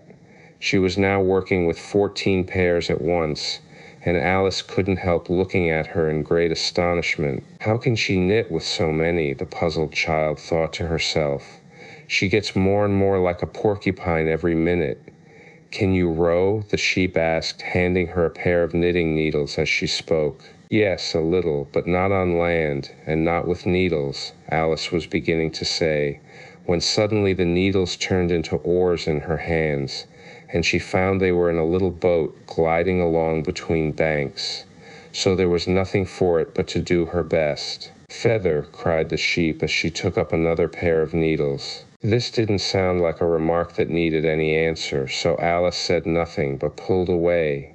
There was something very queer about the water, she thought, as every now and then the oars got fast in it and would hardly come out again. Feather! Feather! The sheep cried again, taking more needles. You'll be catching a crab directly. A dear little crab, thought Alice. I should like that. Didn't you hear me say feather? The sheep cried angrily, taking up quite a bunch of needles. Indeed I did, said Alice. You've said it very often and very loud. Please, where are the crabs? In the water, of course, said the sheep, sticking some of the needles into her hair as her hands were full. Feather, I say. Why do you say feather so often? Alice asked at last, rather vexed. I'm not a bird. You are, said the sheep. You're a little goose. This offended Alice a little, so there was no more conversation for a minute or two, while the boat glided gently on, sometimes among beds of weeds, which made the oars stick fast in the water worse than ever, and sometimes under trees, but always with the same tall river banks frowning over their heads. Oh, please, there are some scented rushes, Alice cried in a sudden transport of delight. There really are, and such beauties. You needn't say please to me about 'em, the sheep said, without looking up from her knitting. I didn't put 'em there, and I'm not going to take 'em away. No, but I meant please, may we wait and pick some, Alice pleaded, if you don't mind stopping the boat for a minute. How am I to stop it, said the sheep. If you leave off rowing, it'll stop of itself. So the boat was left to drift down the stream as it would, till it glided gently in among the waving rushes. And then the little sleeves were carefully rolled up, and the little arms were plunged in elbow deep to get the rushes a good long way down before breaking them off. And for a while Alice forgot all about the sheep and the knitting as she bent over the side of the boat, with just the ends of her tangled hair dipping into the water, while with bright, eager eyes she caught at one bunch after another of the darling scented rushes. I only hope the boat won't tipple over, she said to herself. Oh, what a lovely one, only I couldn't quite reach it. And it certainly did seem a little provoking, almost as if it happened on purpose, she thought, that though she managed to pick plenty of beautiful rushes as the boat glided by, there was always a more lovely one that she couldn't reach. The prettiest are always further, she said at last, with a sigh at the obstinacy of the rushes in growing so far off, as with flushed cheeks and dripping hair and hands, she scrambled back into her place and began to arrange her newfound treasures. What mattered it to her just then that the rushes had begun to fade and to lose all their scent and beauty from the very moment that she picked them? Even real scented rushes, you know, last only a very little while, and these, being dream rushes, melted away almost like snow as they lay in heaps at her feet. But Alice hardly noticed this. There were so many other curious things to think about. They hadn't gone much farther before the blade of one of the oars got fast in the water and wouldn't come out again, so Alice explained it afterwards. And the consequence was that the handle of it caught her under the chin, and in spite of a series of little shrieks of "oh, oh, oh" from poor Alice, it swept her straight off the seat and down among the heap of rushes. However, she wasn't hurt, and was soon up again. The sheep went on with her knitting all the while, just as if nothing had happened. That was a nice crab you caught, she remarked, as Alice got back into her place, very much relieved to find herself still in the boat. Was it? I didn't see it, said Alice, peeping cautiously over the side of the boat into the dark water. I wish it hadn't let go. I should so like to see a little crab to take home with me. But the sheep only laughed scornfully and went on with her knitting. Are there many crabs here? Said Alice. Crabs and all sorts of things, said the sheep. Plenty of choice, only make up your mind. Now what do you want to buy? To buy, Alice echoed in a tone that was half astonished and half frightened, for the oars and the boat and the river had vanished all in a moment, and she was back again in the little dark shop. "I should like to buy an egg, please," she said timidly. "How do you sell them?" "Fivepence farthing for one, twopence for two," the sheep replied. "Then two are cheaper than one?" Alice said in a surprised tone, taking out her purse. "Only you must eat them both if you buy two," said the sheep. "Then I'll have one, please," said Alice, as she put the money down on the counter, for she thought to herself, "They mightn't be at all nice, you know." The sheep took the money and put it away in a box. Then she said, "I never put things into people's hands. That would never do. You must get it for yourself." And so saying, she went off to the other end of the shop and set the egg upright on a shelf. "I wonder why it wouldn't do," thought Alice, as she groped her way among the tables and chairs, for the shop was very dark towards the end. "The egg seems to get further away the more I walk towards it. Let me see, is this a chair? Why, it's got branches, I declare. How very odd to find trees growing here. And actually here's a little brook. Well, this is the very queerest shop I ever saw." However, the egg only got larger and larger, and more human. When she had come within a few yards of it, she saw that it had eyes and a nose and mouth. And when she had come close to it, she saw clearly that it was Humpty Dumpty himself. "It can't be anybody else," she said to herself. "I'm as certain of it as if his name were written all over his face. It might have been written 100 times easily on that enormous face." Humpty Dumpty was sitting with his legs crossed like a Turk on the top of a high wall, such a narrow one that Alice quite wondered how he could keep his balance. And as his eyes were steadily fixed in the opposite direction, and he didn't take the least notice of her, she thought he must be a stuffed figure after all. "And how exactly like an egg he is," she said aloud, standing with her hands ready to catch him, for she was every moment expecting him to fall. "It's very provoking," Humpty Dumpty said after a long silence, looking away from Alice as he spoke. "To be called an egg, very." "I said you look like an egg, sir," Alice gently explained, "and some eggs are very pretty, you know," she added, hoping to turn her remark into a sort of a compliment. "Some people," said Humpty Dumpty, looking away from her as usual, "have no more sense than a baby." Alice didn't know what to say to this. It wasn't at all like conversation, she thought, as he never said anything to her. In fact, his last remark was evidently addressed to a tree, so she stood and softly repeated to herself, "Humpty Dumpty sat on a wall. Humpty Dumpty had a great fall. All the king's horses and all the king's men couldn't put Humpty Dumpty in his place again." "That last line is much too long for the poetry," she added, almost out loud, forgetting that Humpty Dumpty would hear her. "Don't stand there chattering to yourself like that," Humpty Dumpty said, looking at her for the first time, "but tell me your name and your business." "My name is Alice, but—" "It's a stupid enough name," Humpty Dumpty interrupted impatiently. "What does it mean?" "Must a name mean something?" Alice asked doubtfully. "Of course it must," Humpty Dumpty said with a short laugh. "My name means the shape I am, and a good handsome shape it is too. With a name like yours, you might be any shape, almost." "Why do you sit out here all alone?" said Alice, not wishing to begin an argument. "Why, because there's nobody with me," cried Humpty Dumpty. "Did you think I didn't know the answer to that? Ask another." "Don't you think you'd be safer down on the ground?" Alice went on, not with any idea of making another riddle, but simply in her good-natured anxiety for the queer creature. "That wall is so very narrow." "What tremendously easy riddles you ask," Humpty Dumpty growled out. "Of course I don't think so. Why, if ever I did fall off, which there's no chance of, but if I did—" Here he pursed his lips and looked so solemn and grand that Alice could hardly help laughing. "If I did fall," he went on, "the king has promised me with his very own mouth to send all his horses and all his men," Alice interrupted rather unwisely. "Now I declare that's too bad," Humpty Dumpty cried, breaking into a sudden passion. "You've been listening at doors and behind trees and down chimneys, or you couldn't have known it. I haven't indeed, Alice said very gently. It's in a book. Ah, well, they may write such things in a book, Humpty Dumpty said in a calmer tone. That's what you call a history of England, that is.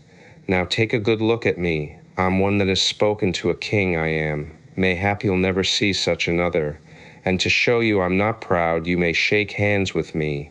And he grinned almost from ear to ear as he leant forwards and as nearly as possible fell off the wall in doing so, and offered Alice his hand. She watched him a little anxiously as she took it. If he smiled much more, the ends of his mouth might meet behind, she thought, and then I don't know what would happen to his head. I'm afraid it would come off. Yes, all his horses and all his men, Humpty Dumpty went on. They'd pick me up again in a minute, they would. However, this conversation is going on a little too fast. Let's go back to the last remark but one. I'm afraid I can't quite remember it, Alice said very politely.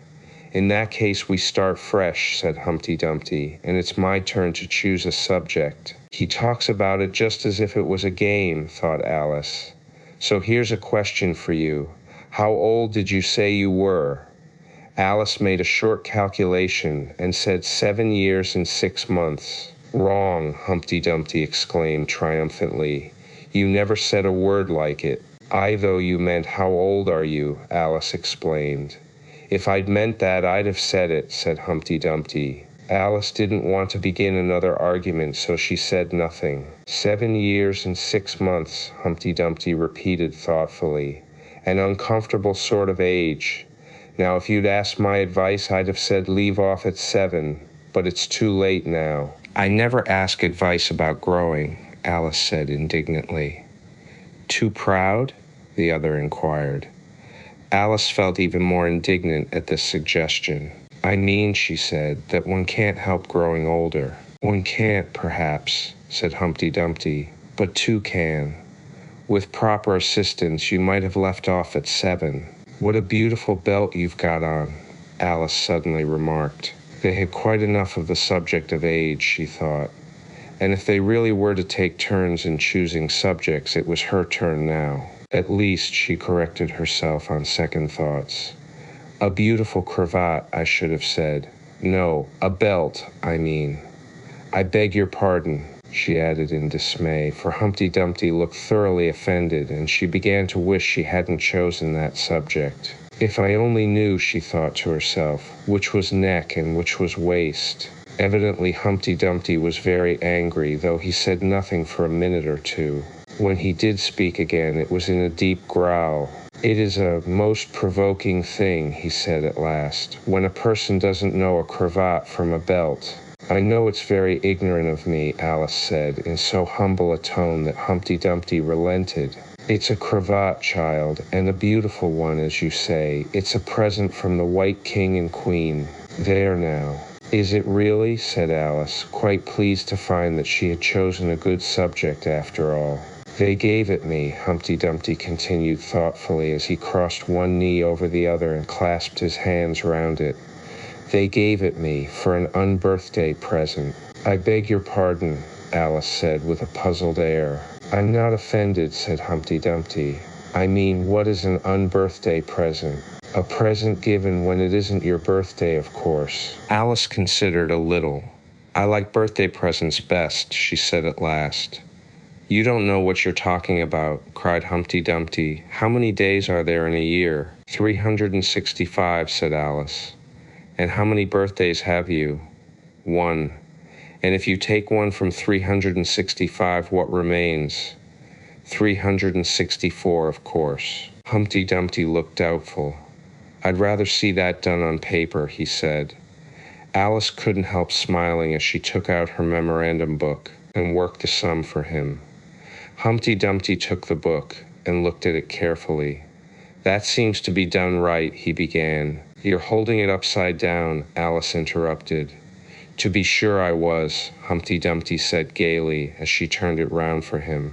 I thought it looked a little queer, as I was saying that seems to be done right, though I haven't time to look it over thoroughly just now, and that shows that there are 364 days when you might get unbirthday presents. Certainly, said Alice. and only one for birthday presents, you know. There's glory for you." "I don't know what you mean by glory," Alice said. Humpty Dumpty smiled contemptuously. "Of course you don't, till I tell you. I meant there's a nice knockdown argument for you." "But glory doesn't mean a nice knockdown argument," Alice objected. "When I use a word," Humpty Dumpty said in rather a scornful tone, "it means just what I choose it to mean, neither more nor less." "The question is," said Alice, "whether you can make words mean so many different things." "The question is," said Humpty Dumpty, "which is to be master, that's all." Alice was too much puzzled to say anything, so after a minute Humpty Dumpty began again. "They've a temper, some of them, particularly verbs. They're the proudest. Adjectives you can do anything with, but not verbs. However, I can manage the whole lot of them. Impenetrability, that's what I say." "Would you tell me, please," said Alice, "what that means?" "Now you talk like a reasonable child," said Humpty Dumpty, looking very much pleased. "I meant by impenetrability that we've had enough of that subject, and it would be just as well if you'd mention what you mean to do next, as I suppose you don't mean to stop here all the rest of your life." "That's a great deal to make one word mean," Alice said in a thoughtful tone. "When I make a word do a lot of work like that," said Humpty Dumpty, "I always pay it extra." "Oh," said Alice. She was too much puzzled to make any other remark.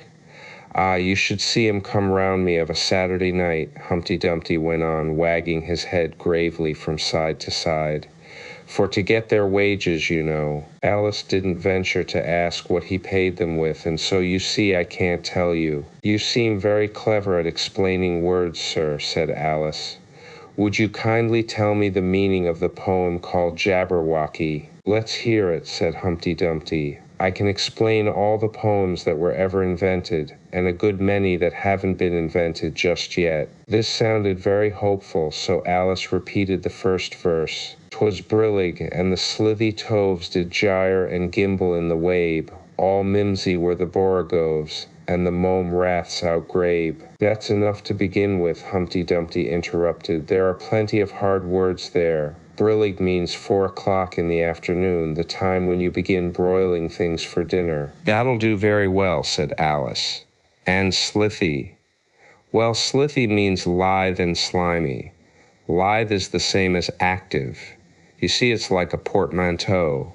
There are 2 meanings packed up into one word." "I see it now," Alice remarked thoughtfully. "And what are toves?" "Well, toves are something like badgers. They're something like lizards. And they're something like corkscrews. They must be very curious-looking creatures." "They are that," said Humpty Dumpty. "Also they make their nests under sundials. Also they live on cheese." "And what's the gyre and to gimble?" "To gyre is to go round and round like a gyroscope. To gimble is to make holes like a gimlet. And the wave is the grass plot round a sundial, I suppose," said Alice, surprised at her own ingenuity. "Of course it is. It's called wabe, you know, because it goes a long way before it, and a long way behind it, and a long way beyond it on each side," Alice added. "Exactly so. Well then, mimsy is flimsy and miserable. There's another portmanteau for you. And a borogove is a thin, shabby-looking bird with its feathers sticking out all round. Something like a live mop. And then mome raths," said Alice. "I'm afraid I'm giving you a great deal of trouble." "Well, a rath is a sort of green pig, but mome I'm not certain about. I think it's short for from home, meaning that they'd lost their way, you know." "And what does outgrabe mean?" "Well, outgraving is something between bellowing and whistling, with a kind of sneeze in the middle. However, you'll hear it done maybe down in the wood yonder, and when you've once heard it you'll be quite content." "Who's been repeating all that hard stuff to you?" "I read it in a book," said Alice. "But I had some poetry repeated to me much easier than that, by Tweedledee, I think it was." "As to poetry, you know," said Humpty Dumpty, stretching out one of his great hands, "I can repeat poetry as well as other folk, if it comes to that." "Oh, it needn't come to that," Alice hastily said, hoping to keep him from beginning. The piece I'm going to repeat," he went on without noticing her remark, "was written entirely for your amusement." Alice felt that in that case she really ought to listen to it, so she sat down and said thank you rather sadly. "In winter, when the fields are white, I sing this song for your delight. Only I don't sing it," he added as an explanation. "I see you don't," said Alice. "If you can see whether I'm singing or not, you've sharper eyes than most," Humpty Dumpty remarked severely. Alice was silent.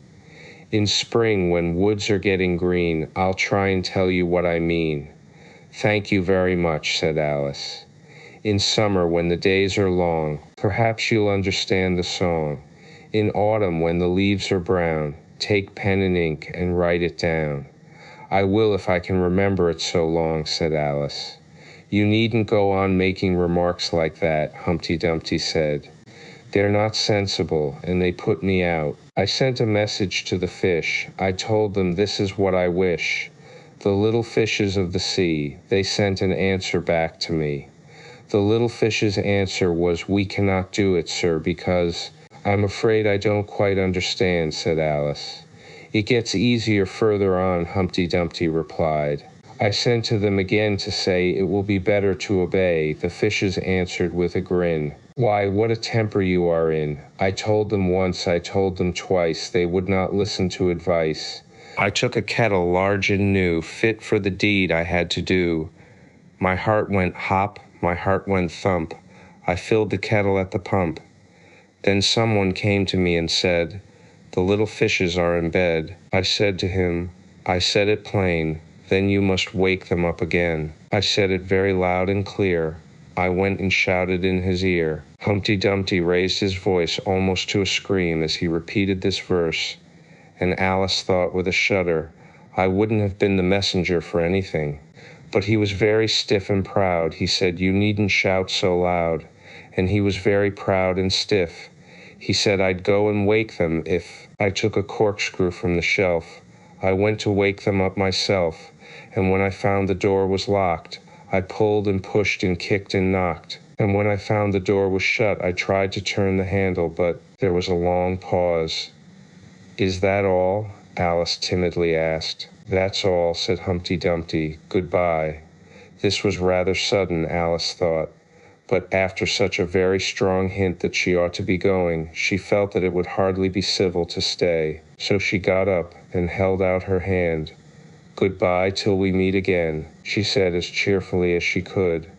"I shouldn't know you again if we did meet," Humpty Dumpty replied in a discontented tone, giving her one of his fingers to shake. "You're so exactly like other people. The face is what one goes by, generally," Alice remarked in a thoughtful tone. "That's just what I complain of," said Humpty Dumpty. "Your face is the same as everybody has, the two eyes, so nose in the middle, mouth under, it's always the same. You know, if you had the two eyes on the same side of the nose, for instance, or the mouth at the top, that would be some help." "It wouldn't look nice," Alice objected. But Humpty Dumpty only shut his eyes and said, "Wait till you've tried." Alice waited a minute to see if he would speak again, but as he never opened his eyes or took any further notice of her, she said goodbye once more. And, getting no answer to this, she quietly walked away, but she couldn't help saying to herself as she went, "Of all the unsatisfactory people I ever met—" She never finished the sentence, for at this moment a heavy crash shook the forest from end to end. The next moment soldiers came running through the wood, at first in 2s and 3s, then 10 or 20 together, and at last in such crowds that they seemed to fill the whole forest. Alice got behind a tree for fear of being run over and watched them go by. She thought that in all her life she had never seen soldiers so uncertain on their feet. They were always tripping over something or other, and whenever one went down, several more always fell over him, so that the ground was soon covered with little heaps of men. Then came the horses.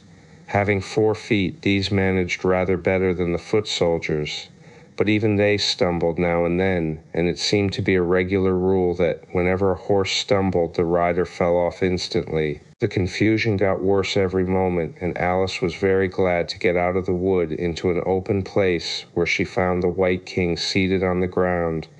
busily writing in his memorandum book. "I've sent them all," the king cried in a tone of delight on seeing Alice. "Did you happen to meet any soldiers, my dear, as you came through the wood?" "Yes, I did," said Alice. "Several thousand, I should think." 4,207, that's the exact number, the king said, referring to his book. "I couldn't send all the horses, you know, because 2 of them are wanted in the game, and I haven't sent the 2 messengers either. They're both gone to the town. Just look along the road and tell me if you can see either of them." "I see nobody on the road," said Alice. "I only wish I had such eyes," the king remarked in a fretful tone. "To be able to see nobody, and at that distance too, why, it's as much as I can do to see real people by this light."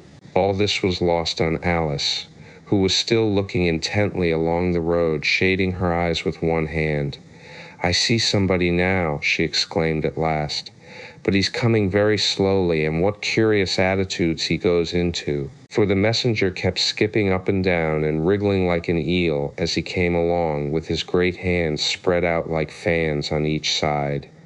"Not at all," said the king. "He's an Anglo-Saxon messenger, and those are Anglo-Saxon attitudes. He only does them when he's happy. His name is Hi-Ha." He pronounced it so as to rhyme with mayor. "I love my love with an H," Alice couldn't help beginning, "because he is happy. I hate him with an H because he is hideous. I fed him with ham sandwiches and hay. His name is Hi-Ha, and he lives on the hill," the king remarked simply, without the least idea that he was joining in the game, while Alice was still hesitating for the name of a town beginning with H. "The other messengers called Hata. I must have 2, you know, to come and go, 1 to come and 1 to go." "I beg your pardon," said Alice. "It isn't respectable to beg," said the king. "I only meant that I didn't understand," said Alice. "Why 1 to come and 1 to go?" "Didn't I tell you?" the king repeated impatiently. "I must have 2 to fetch and carry, 1 to fetch and 1 to carry." At this moment the messenger arrived. He was far too much out of breath to say a word, and could only wave his hands about and make the most fearful faces at the poor king. "This young lady loves you with an H," the king said, introducing Alice in the hope of turning off the messenger's attention from himself. But it was no use. The Anglo-Saxon attitudes only got more extraordinary every moment, while the great eyes rolled wildly from side to side. "You alarm me," said the king. "I feel faint. Give me a ham sandwich." On which the messenger, to Alice's great amusement, opened a bag that hung round his neck and handed a sandwich to the king, who devoured it greedily. "Another sandwich," said the king. "There's nothing but hay left now," the messenger said, peeping into the bag. "Hay, then," the king murmured in a faint whisper. Alice was glad to see that it revived him a good deal. "There's nothing like eating hay when you're faint," he remarked to her as he munched away. "I should think throwing cold water over you would be better," Alice suggested, "or some sal volatile." "I didn't say there was nothing better," the king replied. "I said there was nothing like it," which Alice did not venture to deny. "Who did you pass on the road?" the king went on, holding out his hand to the messenger for some more hay. "Nobody," said the messenger. "Quite right," said the king. "This young lady saw him too, so of course nobody walks slower than you." "I do my best," the messenger said in a sulky tone. "I'm sure nobody walks much faster than I do." "He can't do that," said the king, "or else he'd have been here first.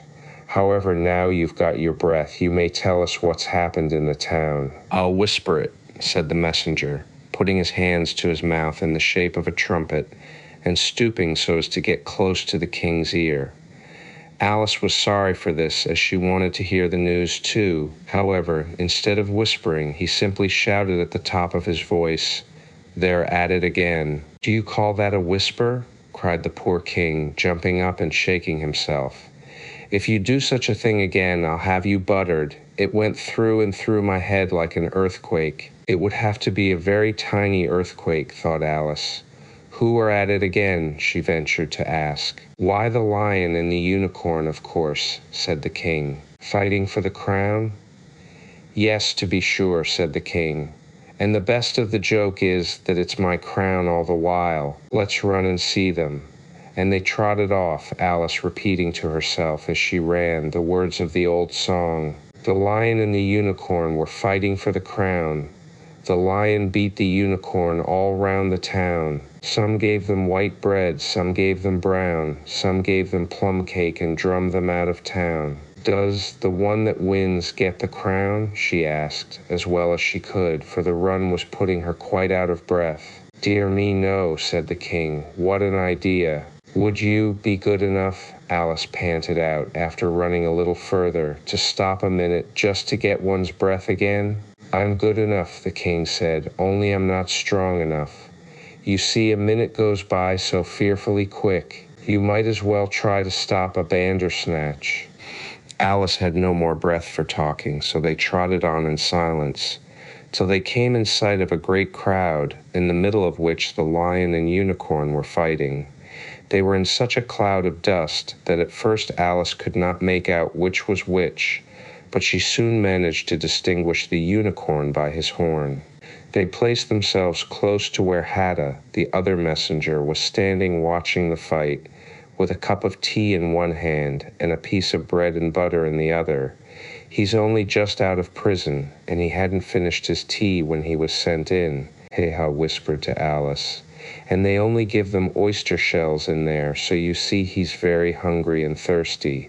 How are you, dear child?" he went on, putting his arm affectionately round Hatta's neck. Hatta looked round and nodded, and went on with his bread and butter.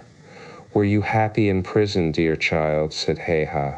Hatta looked round once more, and this time a tear or two trickled down his cheek, but not a word would he say.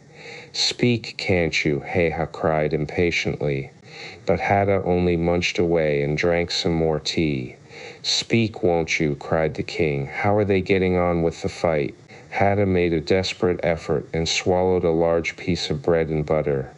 "They're getting on very well," he said in a choking voice. "Each of them has been down about 87 times. "Then I suppose they'll soon bring the white bread and the brown," Alice ventured to remark. "It's waiting for 'em now," said Hatta. "This is a bit of it as I'm eating." There was a pause in the fight just then, and the lion and the unicorn sat down panting, while the king called out, "10 minutes allowed for refreshments." Haya and Hatta set to work at once, carrying rough trays of white and brown bread. Alice took a piece to taste, but it was very dry. "I don't think they'll fight any more today," the king said to Hatta. "Go and order the drums to begin." And Hatta went bounding away like a grasshopper. For a minute or two Alice stood silent, watching him. Suddenly she brightened up. "Look, look," she cried, pointing eagerly. "There's the White Queen running across the country. She came flying out of the wood over yonder. How fast those queens can run." "There's some enemy after her, no doubt," the king said, without even looking round. "That wood's full of them." "But aren't you going to run and help her?" Alice asked, very much surprised at his taking it so quietly. No use," said the king. "She runs so fearfully quick. You might as well try to catch a bandersnatch. But I'll make a memorandum about her if you like. She's a dear good creature," he repeated softly to himself as he opened his memorandum book. "Do you spell creature with a double E?" At this moment the unicorn sauntered by them with his hands in his pockets. "I had the best of it this time," he said to the king, just glancing at him as he passed. A little," the king replied, rather nervously. "You shouldn't have run him through with your horn, you know." "It didn't hurt him," the unicorn said carelessly, and he was going on, when his eye happened to fall upon Alice. He turned round rather instantly and stood for some time looking at her with an air of the deepest disgust. "What is this?" he said at last. "This is a child," Haya replied eagerly, coming in front of Alice to introduce her, and spreading out both his hands towards her in an Anglo-Saxon attitude. "We only found it today. It's as large as life and twice as natural." "I always thought they were fabulous monsters," said the unicorn. "Is it alive?" "It can talk," said Haya solemnly. The unicorn looked dreamily at Alice and said, "Talk, child." Alice could not help her lips curling up into a smile as she began. "Do you know, I always thought unicorns were fabulous monsters too. I never saw one alive before." "Well, now that we have seen each other," said the unicorn, "if you'll believe in me, I'll believe in you. Is that a bargain?" "Yes, if you like," said Alice. "Come, fetch out the plum cake, old man," the unicorn went on, turning from her to the king. "None of your brown bread for me." "Certainly, certainly," the king muttered and beckoned to Haya. "Open the bag," he whispered. "Quick, not that one, that's full of hay." Haya took a large cake out of the bag and gave it to Alice to hold while he got out a dish and carving knife. How they all came out of it, Alice couldn't guess. It was just like a conjuring trick, she thought. The lion had joined them while this was going on. He looked very tired and sleepy, and his eyes were half shut.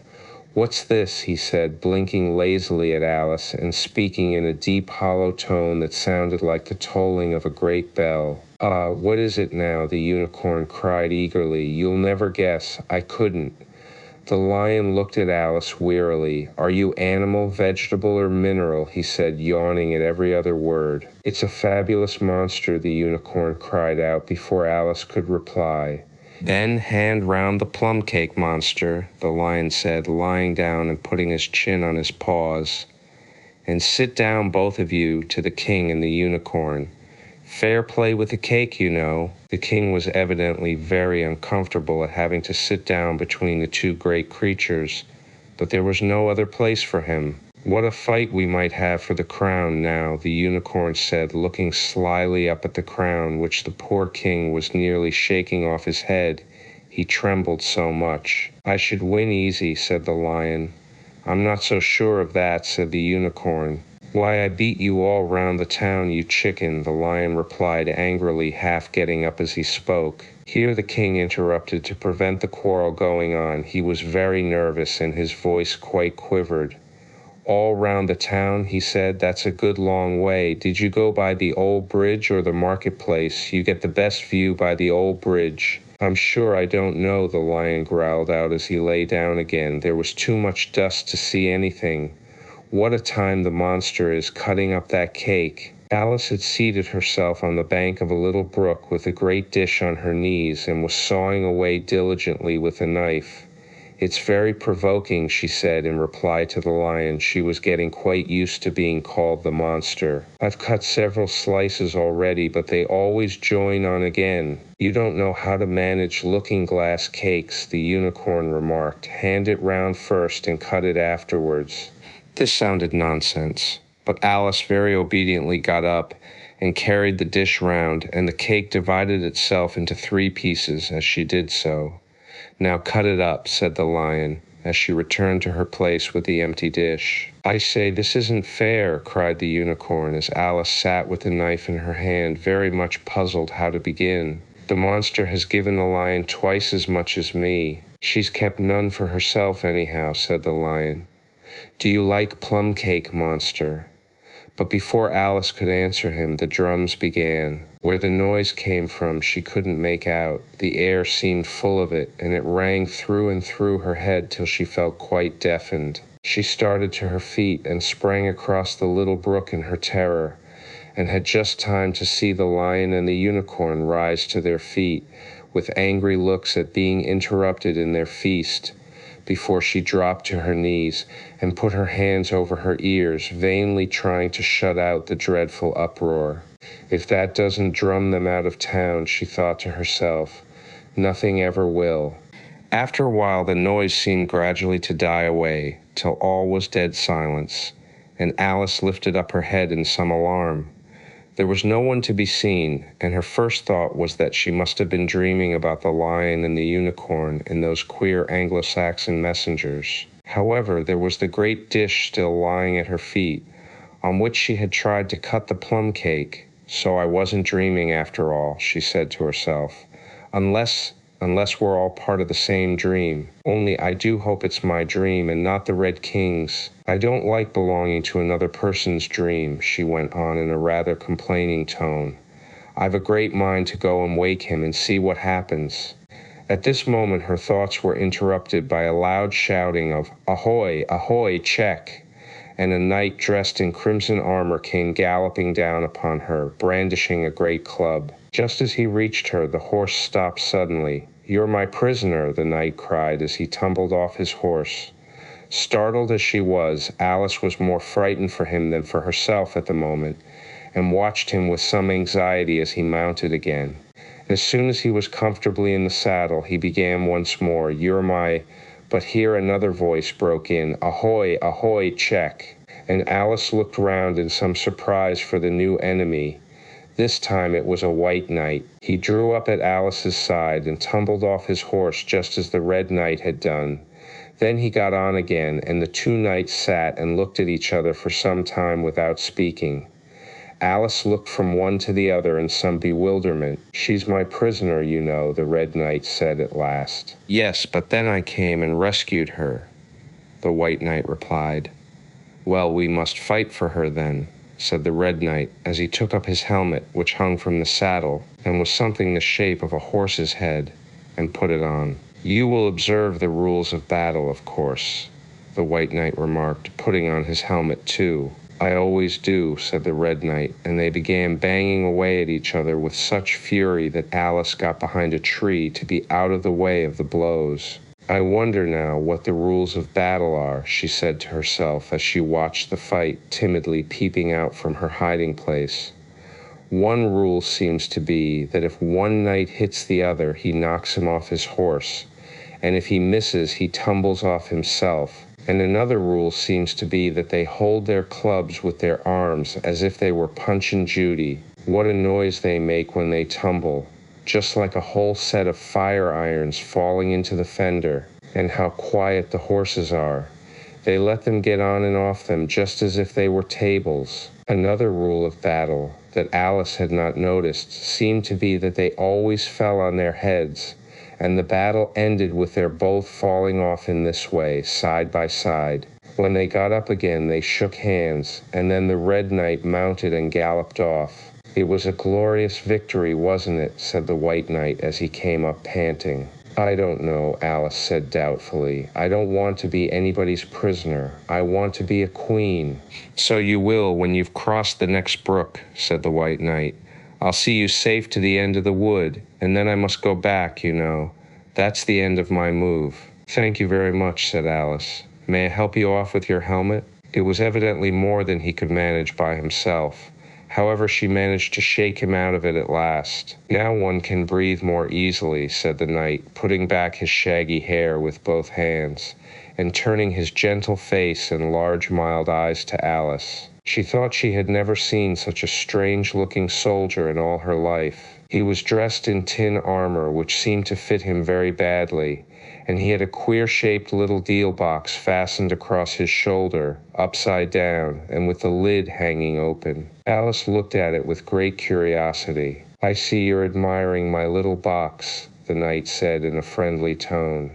"It's my own invention to keep clothes and sandwiches in.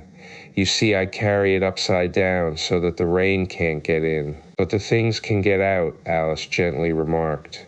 "Do you know the lid's open?"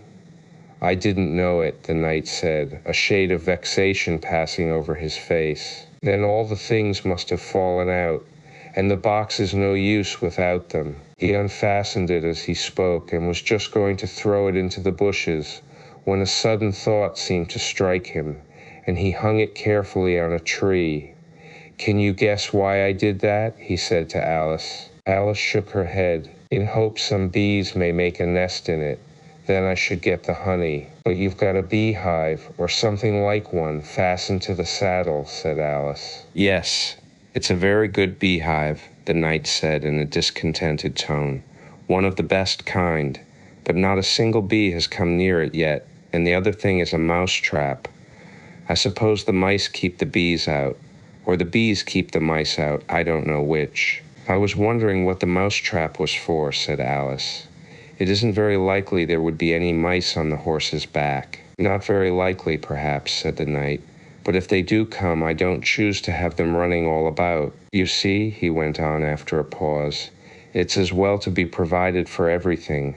That's the reason the horse has all those anklets round his feet."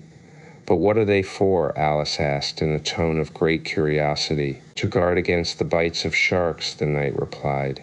"It's an invention of my own, and now help me on. I'll go with you to the end of the wood. What's the dish for? It's meant for plum cake, said Alice. We'd better take it with us, the knight said. It'll come in handy if we find any plum cake. Help me to get it into this bag. This took a very long time to manage, though Alice held the bag open very carefully, because the knight was so very awkward in putting in the dish. The first 2 or 3 times that he tried, he fell in himself instead. It's rather a tight fit, you see, he said, as they got it in the last. There are so many candlesticks in the bag. And he hung it to the saddle, which was already loaded with bunches of carrots and fire irons and many other things. I hope you've got your hair well fastened on, he continued as they set off. Only in the usual way, Alice said, smiling. That's hardly enough, he said anxiously. You see, the wind is so very strong here.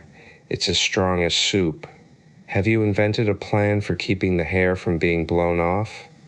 Alice inquired. Not yet, said the knight, but I've got a plan for keeping it from falling off. I should like to hear it very much. First you take an upright stick, said the knight.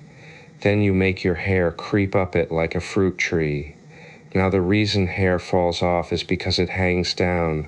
Things never fall upwards, you know. It's a plan of my own invention. You may try it if you like. It didn't sound a comfortable plan, Alice thought, and for a few minutes she walked on in silence, puzzling over the idea, and every now and then stopping to help the poor knight, who certainly was not a good rider. Whenever the horse stopped, which it did very often, he fell off in front, and whenever it went on again, which it generally did rather suddenly, he fell off behind. Otherwise he kept on pretty well, except that he had a habit of now and then falling off sideways. And as he generally did this on the side on which Alice was walking, she soon found that it was the best plan not to walk quite close to the horse. I'm afraid you've not had much practice in riding, she ventured to say as she was helping him up from his 5th tumble. The knight looked very much surprised and a little offended at the remark. What makes you say that? He asked, as he scrambled back into the saddle, keeping hold of Alice's hair with one hand to save himself from falling over on the other side. Because people don't fall off quite so often when they've had much practice. I've had plenty of practice, the knight said very gravely. Plenty of practice. Alice could think of nothing better to say than indeed, but she said it as heartily as she could. They went on a little way in silence after this, the knight with his eyes shut, muttering to himself, and Alice watching anxiously for the next tumble. The great art of riding, the knight suddenly began in a loud voice, waving his right arm as he spoke, is to keep. Here the sentence ended as suddenly as it had begun, as the knight fell heavily on the top of his head exactly in the path where Alice was walking. She was quite frightened this time, and said in an anxious tone as she picked him up, I hope no bones are broken? None to speak of, the knight said, as if he didn't mind breaking 2 or 3 of them. The great art of riding, as I was saying, is to keep your balance properly. Like this, you know. He let go the bridle, and stretched out both his arms to show Alice what he meant. And this time he fell flat on his back, right under the horse's feet. Plenty of practice, he went on repeating, all the time that Alice was getting him on his feet again. Plenty of practice. It's too ridiculous, cried Alice, losing all her patience this time. You ought to have a wooden horse on wheels, that you ought. Does that kind go smoothly? The knight asked in a tone of great interest, clasping his arms round the horse's neck as he spoke, just in time to save himself from tumbling off again. Much more smoothly than a live horse, Alice said, with a little scream of laughter, in spite of all she could do to prevent it. I'll get one, the knight said thoughtfully to himself. 1 or 2, several. There was a short silence after this, and then the knight went on again. I'm a great hand at inventing things. Now I dare say you noticed that last time you picked me up, that I was looking rather thoughtful. You were a little grave, said Alice. Well, just then I was inventing a new way of getting over a gate. Would you like to hear it? Very much indeed, Alice said politely. I'll tell you how I came to think of it, said the knight. You see, I said to myself, the only difficulty is with the feet. The head is high enough already. Now first I put my head on the top of the gate, then I stand on my head, Then the feet are high enough, you see. Then I'm over, you see. Yes, I suppose you'd be over when that was done, Alice said thoughtfully. But don't you think it would be rather hard? I haven't tried it yet, the knight said gravely, so I can't tell for certain, but I'm afraid it would be a little hard. He looked so vexed at the idea that Alice changed the subject hastily. What a curious helmet you've got, she said cheerfully. Is that your invention too? The knight looked down proudly at his helmet, which hung from the saddle. Yes, he said, but I've invented a better one than that, like a sugar loaf. When I used to wear it, if I fell off the horse, it always touched the ground directly. So I had a very little way to fall, you see, but there was the danger of falling into it, to be sure. That happened to me once. And the worst of it was, before I could get out again, the other white knight came and put it on. He thought it was his own helmet. The knight looked so solemn about it that Alice did not dare to laugh. I'm afraid you must have hurt him, she said in a trembling voice, being on the top of his head. I had to kick him, of course, the knight said, very seriously, and then he took the helmet off again, but it took hours and hours to get me out. I was as fast as lightning, you know. But that's a different kind of fastness, Alice objected. The knight shook his head. It was all kinds of fastness with me, I can assure you, he said. He raised his hands in some excitement as he said this, and instantly rolled out of the saddle and fell headlong into a deep ditch. Alice ran to the side of the ditch to look for him. She was rather startled by the fall, as for some time he had kept on very well, and she was afraid that he really was hurt this time. However, though she could see nothing but the soles of his feet, she was much relieved to hear that he was talking on in his usual tone. All kinds of fastness, he repeated. But it was careless of him to put another man's helmet on, with the man in it too. How can you go on talking so quietly, head downwards? Alice asked, as she dragged him out by the feet and laid him in a heap on the bank. The knight looked surprised at the question. What does it matter where my body happens to be? He said. My mind goes on working all the same. In fact, the more head downwards I am, the more I keep inventing new things. Now the cleverest thing of the sort that I ever did, he went on after a pause, was inventing a new pudding during the meat course. In time to have it cooked for the next course? Said Alice. Well, not the next course, the knight said in a slow, thoughtful tone. No, certainly not the next course. Then it would have to be the next day. I suppose you wouldn't have 2 pudding courses in one dinner. Well, not the next day, the knight repeated as before. Not the next day. In fact, he went on, holding his head down and his voice getting lower and lower, I don't believe that pudding ever was cooked. In fact, I don't believe that pudding ever will be cooked.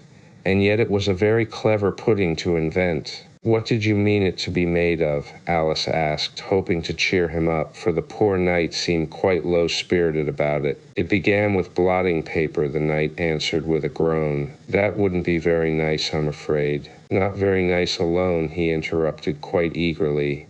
But you've no idea what a difference it makes mixing it with other things, such as gunpowder and sealing wax.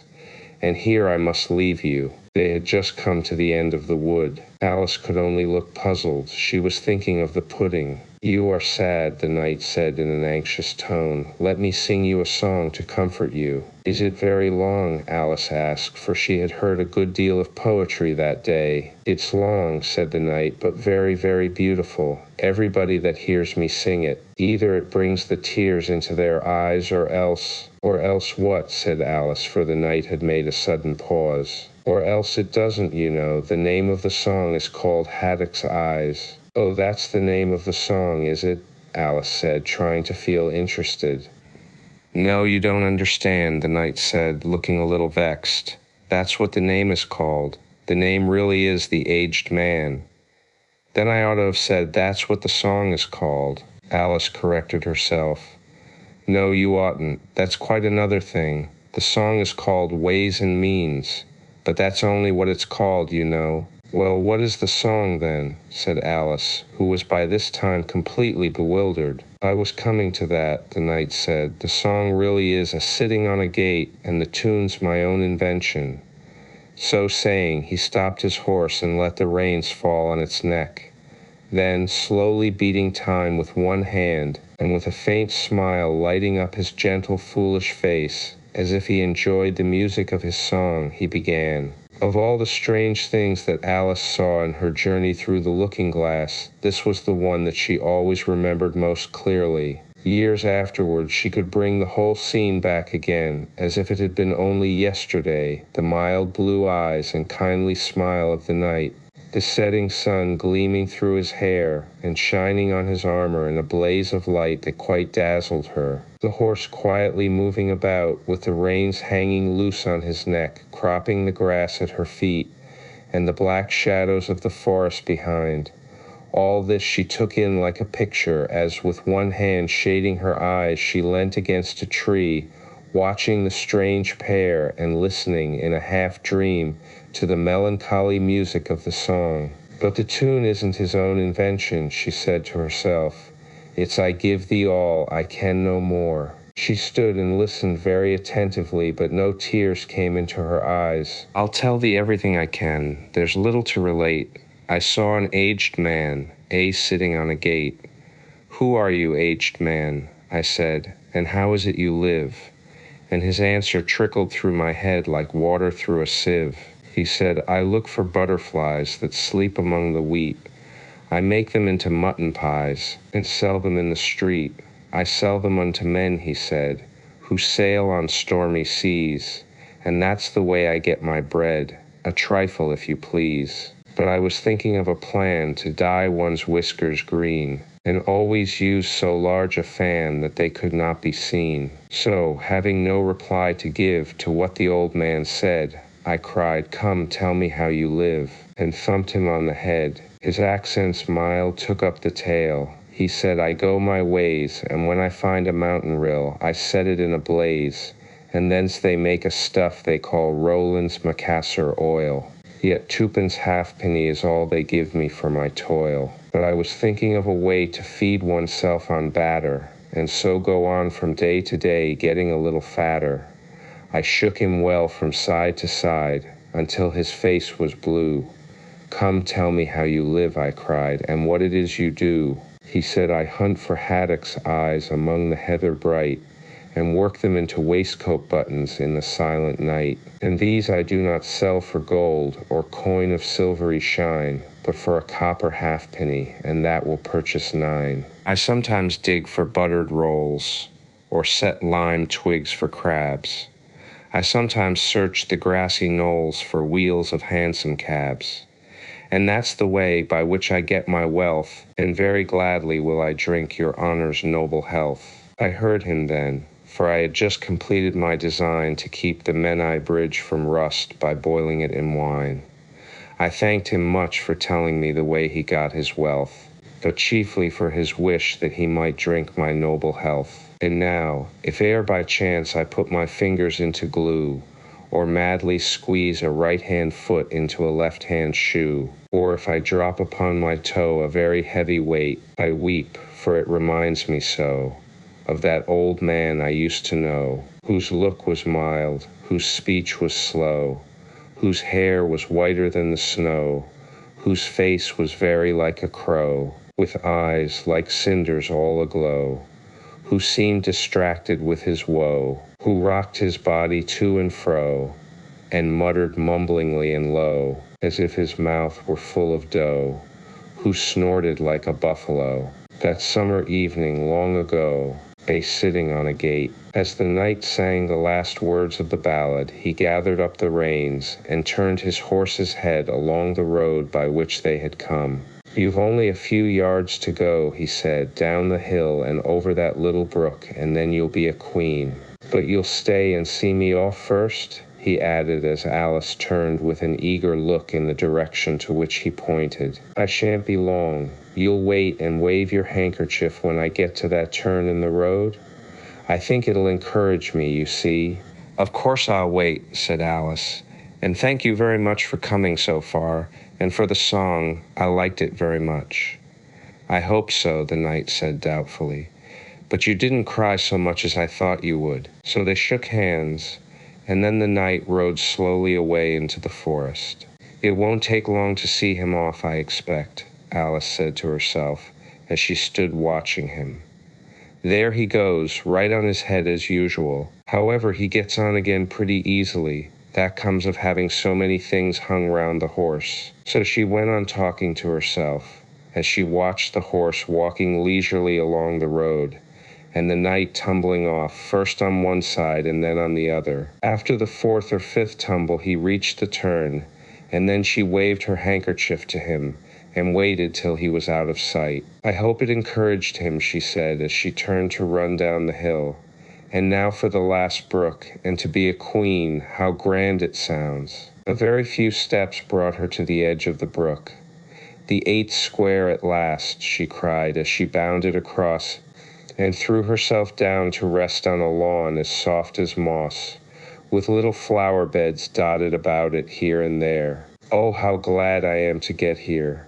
And what is this on my head? She exclaimed in a tone of dismay, as she put her hands up to something very heavy and fitted tight all round her head. But how can it have got there without my knowing it? She said to herself, as she lifted it off and set it on her lap to make out what it could possibly be.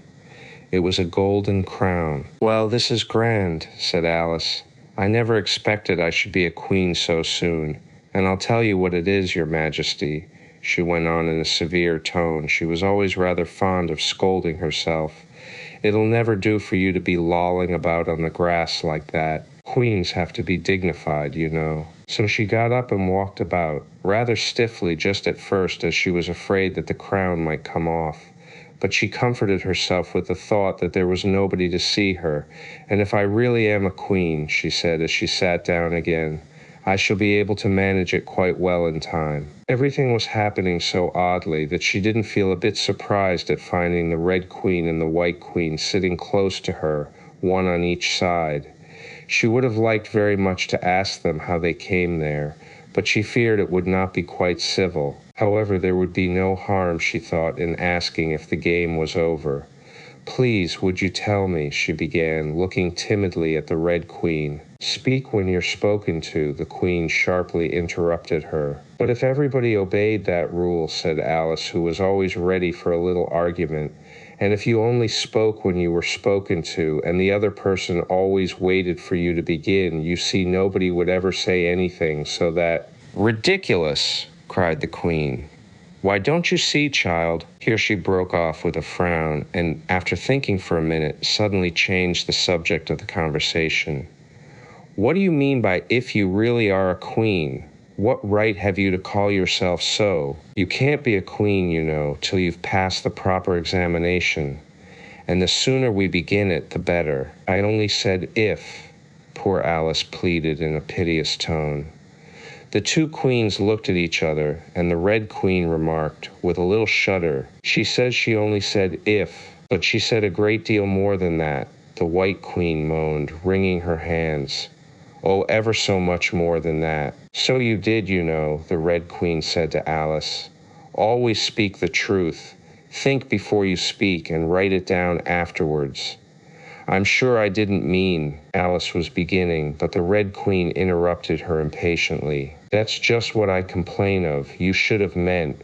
What do you suppose is the use of child without any meaning? Even a joke should have some meaning, and a child's more important than a joke, I hope. You couldn't deny that, even if you tried with both hands. I don't deny things with my hands, Alice objected.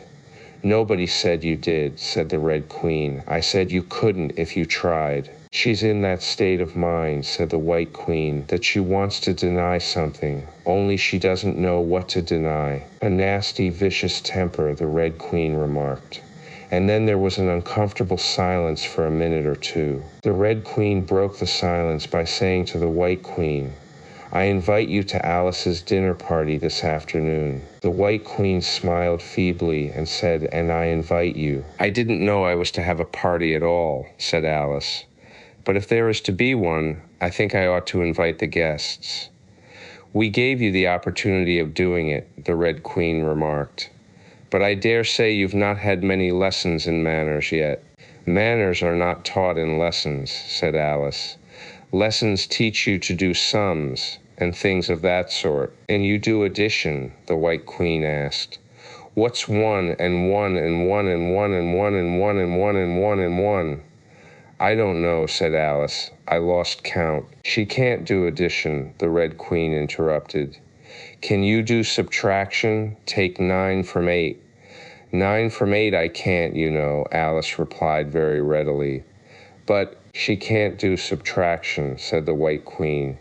Can you do division? Divide a loaf by a knife. What's the answer to that? I suppose Alice was beginning, but the Red Queen answered for her. Bread and butter, of course. Try another subtraction sum. Take a bone from a dog. What remains? Alice considered. The bone wouldn't remain, of course, if I took it, and the dog wouldn't remain. It would come to bite me, and I'm sure I shouldn't remain. Then you think nothing would remain, said the Red Queen. I think that's the answer. Wrong, as usual, said the Red Queen. The dog's temper would remain. But I don't see how. Why, look here, the Red Queen cried. The dog would lose its temper, wouldn't it? Perhaps it would, Alice replied cautiously. Then if the dog went away, its temper would remain, the Queen exclaimed triumphantly. Alice said as gravely as she could, they might go different ways, but she couldn't help thinking to herself, what dreadful nonsense we are talking. She can't do sums a bit, the Queen said together, with great emphasis. Can you do sums? Alice said, turning suddenly on the White Queen, for she didn't like being found fault with so much. The Queen gasped and shut her eyes. I can do addition if you give me time, but I can't do subtraction, under any circumstances. Of course you know your ABC, said the Red Queen. To be sure I do, said Alice. So do I, the White Queen whispered. We'll often say it over together, dear, and I'll tell you a secret. I can read words of one letter. Isn't that grand? However, don't be discouraged. You'll come to it in time. Here the Red Queen began again. Can you answer useful questions? She said. How is bread made? I know that, Alice cried eagerly. You take some flour. Where do you pick the flour? The White Queen asked. In a garden, or in the hedges. Well, it isn't picked at all, Alice explained. It's ground. How many acres of ground? Said the White Queen. You mustn't leave out so many things. Fan her head, the Red Queen anxiously interrupted. She'll be feverish after so much thinking. So they set to work and fanned her with bunches of leaves, till she had to beg them to leave off. It blew her hair about so. She's all right again now, said the Red Queen. Do you know languages? What's the French for fiddle-dee-dee? Fiddle-dee-dee's not English, Alice replied gravely. Whoever said it was, said the Red Queen. Alice thought she saw a way out of the difficulty this time. If you'll tell me what language fiddle-dee-dee is, I'll tell you the French for it, she exclaimed triumphantly. But the Red Queen drew herself up rather stiffly and said, Queens never make bargains. I wish queens never ask questions, Alice thought to herself. Don't let us quarrel, the White Queen said in an anxious tone. What is the cause of lightning? The cause of lightning, Alice said very decidedly, for she felt quite certain about this, is the thunder. No, she hastily corrected herself. I meant the other way. It's too late to correct it, said the Red Queen. When you've once said a thing, that fixes it, and you must take the consequences. Which reminds me, the White Queen said, looking down and nervously clasping and unclasping her hands. We had such a thunderstorm last Tuesday. I mean, one of the last set of Tuesdays, you know. Alice was puzzled. In our country, she remarked, there's only one day at a time. The Red Queen said, that's a poor thin way of doing things. Now here, we mostly have days and nights 2 or 3 at a time. And sometimes in the winter we take as many as 5 nights together, for warmth, you know. Are 5 nights warmer than 1 night then? Alice ventured to ask. 5 times as warm, of course. But they should be 5 times as cold by the same rule. Just so, cried the Red Queen, 5 times as warm and 5 times as cold. Just as I'm 5 times as rich as you are and 5 times as clever. Alice sighed and gave it up. It's exactly like a riddle with no answer, she thought. Humpty Dumpty saw it too, the White Queen went on in a low voice, more as if she were talking to herself. He came to the door with a corkscrew in his hand. What did he want? Said the Red Queen. He said he would come in, the White Queen went on, because he was looking for a hippopotamus. Now, as it happened, there wasn't such a thing in the house that morning. Is there generally? Alice asked in an astonished tone. Well, only on Thursdays, said the Queen. I know what he came for, said Alice. He wanted to punish the fish because, here the White Queen began again. It was such a thunderstorm, you can't think. She never could, you know, said the Red Queen. And part of the roof came off, and ever so much thunder got in, and it went rolling round the room in great lumps, and knocking over the tables and things, till I was so frightened I couldn't remember my own name. Alice thought to herself, I never should try to remember my name in the middle of an accident. Where would be the use of it? But she did not say this aloud, for fear of hurting the poor Queen's feeling. Your Majesty must excuse her, the Red Queen said to Alice, taking one of the White Queen's hands in her own and gently stroking it. She means well, but she can't help saying foolish things as a general rule. The White Queen looked timidly at Alice, who felt she ought to say something kind, but really couldn't think of anything at the moment. She never was really well brought up, the Red Queen went on. But it's amazing how good-tempered she is. Pat her on the head and see how pleased she'll be. But this was more than Alice had courage to do. A little kindness, and putting her hair in papers, would do wonders with her. The White Queen gave a deep sigh and laid her head on Alice's shoulder. I am so sleepy, she moaned. She's tired, poor thing, said the Red Queen. Smooth her hair, lend her your nightcap, and sing her a soothing lullaby. I haven't got a nightcap with me, said Alice as she tried to obey the first direction, and I don't know any soothing lullabies. I must do it myself then, said the Red Queen, and she began, Hush-a-bye, lady, in Alice's lap. Till the feast's ready, we've time for a nap. When the feast's over, we'll go to the ball. Red Queen and White Queen and Alice and all. And now you know the words, she added, as she put her head down on Alice's other shoulder. Just sing it through to me. I'm getting sleepy too. In another moment, both queens were fast asleep and snoring loud. What am I to do? Exclaimed Alice, looking about in great perplexity, as first one round head and then the other rolled down from her shoulder and lay like a heavy lump in her lap. I don't think it ever happened before that anyone had to take care of 2 queens asleep at once. No, not in all the history of England. It couldn't, you know, because there never was more than 1 queen at a time. Do wake up, you heavy things, she went on in an impatient tone. But there was no answer but a gentle snoring. The snoring got more distinct every minute and sounded more like a tune. At last she could even make out the words, and she listened so eagerly that when the 2 great heads vanished from her lap, she hardly missed them. She was standing before an arched doorway over which were the words Queen Alice in large letters, and on each side of the arch there was a bell handle. One was marked Visitor's Bell, and the other Servant's Bell. I'll wait till the song's over, thought Alice, and then I'll ring. Though which bell must I ring? She went on, very much puzzled by the names. I'm not a visitor, and I'm not a servant. There ought to be one marked Queen, you know. Just then the door opened a little way, and a creature with a long beak put its head out for a moment and said no admittance till the week after next, and shut the door again with a bang. Alice knocked and rang in vain for a long time, but at last a very old frog, who was sitting under a tree, got up and hobbled slowly towards her. He was dressed in bright yellow and had enormous boots on.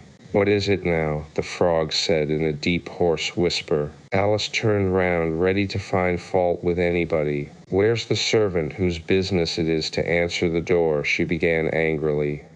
Which door? Said the frog. Alice almost stamped with irritation at the slow drawl in which he spoke.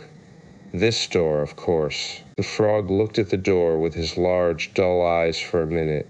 Then he went nearer and rubbed it with his thumb as if he were trying whether the paint would come off. Then he looked at Alice. "To answer the door," he said. "What's it been asking of?" He was so hoarse that Alice could scarcely hear him. "I don't know what you mean," she said. "I talks English, doesn't I?" the frog went on. "Or are you deaf? What did it ask you?" "Nothing," Alice said impatiently. "I've been knocking at it." Shouldn't do that," the frog muttered. "Vexes it, you know." Then he went up and gave the door a kick with one of his great feet. "You let it alone," he panted out as he hobbled back to his tree, "and it'll let you alone, you know." At this moment the door was flung open and a shrill voice was heard singing. To the looking-glass world it was Alice that said, "I've a scepter in hand, I've a crown on my head. Let the looking-glass creatures, whatever they be, come and dine with the Red Queen, the White Queen, and me." And hundreds of voices joined in the chorus. "Then fill up the glasses as quick as you can, and sprinkle the table with buttons and bran. Put cats in the coffee and mice in the tea, and welcome Queen Alice with 30 times 3. Then followed a confused noise of cheering, and Alice thought to herself, 30 times 3 makes 90. I wonder if anyone's counting. In a minute there was silence again, and the same shrill voice sang another verse. "O looking-glass creatures," quoth Alice, "draw near. 'Tis an honor to see me, a favor to hear. 'Tis a privilege high to have dinner and tea, along with the Red Queen, the White Queen, and me." Then came the chorus again. "Then fill up the glasses with treacle and ink, or anything else that is pleasant to drink. Mix sand with the cider and wool with the wine, and welcome Queen Alice with 90 times 9. 90 times 9. Alice repeated in despair. "Oh, that'll never be done. I'd better go in at once." And there was a dead silence the moment she appeared. Alice glanced nervously along the table as she walked up the large hall and noticed that there were about 50 guests of all kinds. Some were animals, some birds, and there were even a few flowers among them. "I'm glad they've come without waiting to be asked," she thought. "I should never have known who were the right people to invite." There were 3 chairs at the head of the table. The Red and White Queens had already taken 2 of them, but the middle one was empty.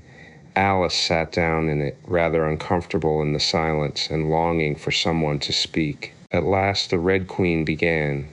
"You've missed the soup and fish," she said. "Put on the joint." And the waiters set a leg of mutton before Alice, who looked at it rather anxiously, as she had never had to carve a joint before. "You look a little shy. Let me introduce you to that leg of mutton," said the Red Queen. "Alice, mutton, mutton, Alice." The leg of mutton got up in the dish and made a little bow to Alice.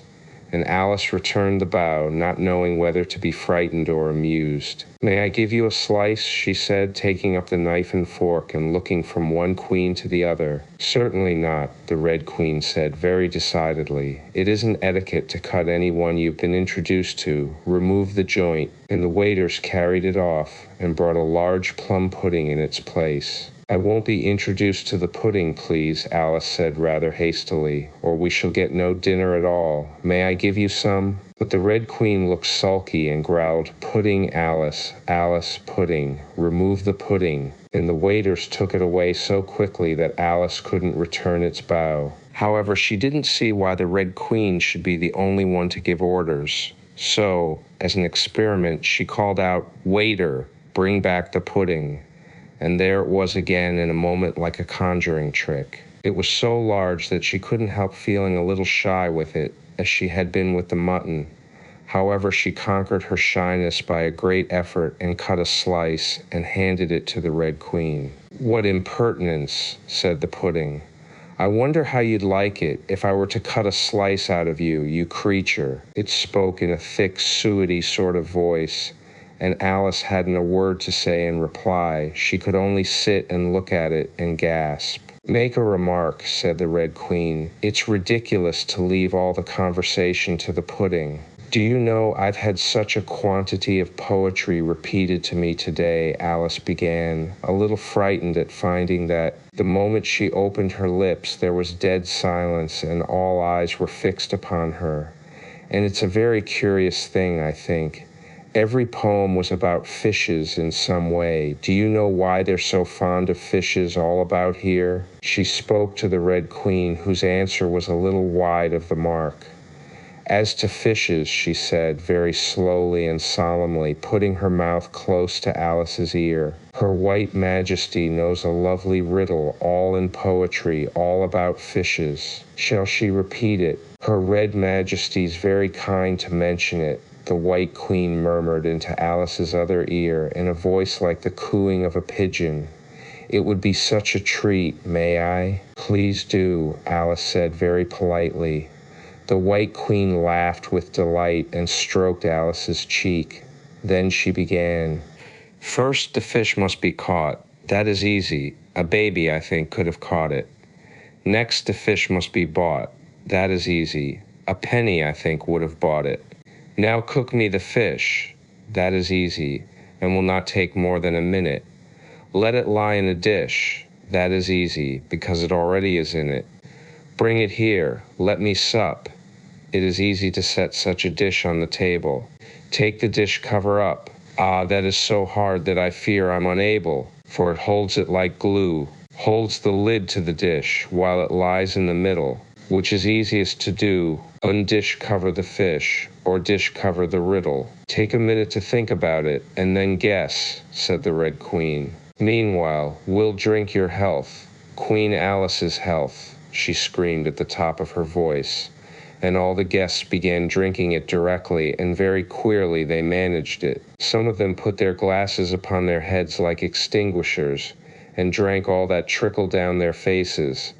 Others upset the decanters, and drank the wine as it ran off the edges of the table, and 3 of them, who looked like kangaroos, scrambled into the dish of roast mutton, and began eagerly lapping up the gravy, just like pigs in a trough, thought Alice. "You ought to return thanks in a neat speech," the Red Queen said, frowning at Alice as she spoke. "We must support you, you know," the White Queen whispered as Alice got up to do it, very obediently but a little frightened. "Thank you very much," she whispered in reply, "but I can do quite well without." "That wouldn't be at all the thing," the Red Queen said very decidedly, so Alice tried to submit to it with a good grace. "And they did push so," she said afterwards when she was telling her sister the history of the feast. "You would have thought they wanted to squeeze me flat." In fact, it was rather difficult for her to keep in her place while she made her speech.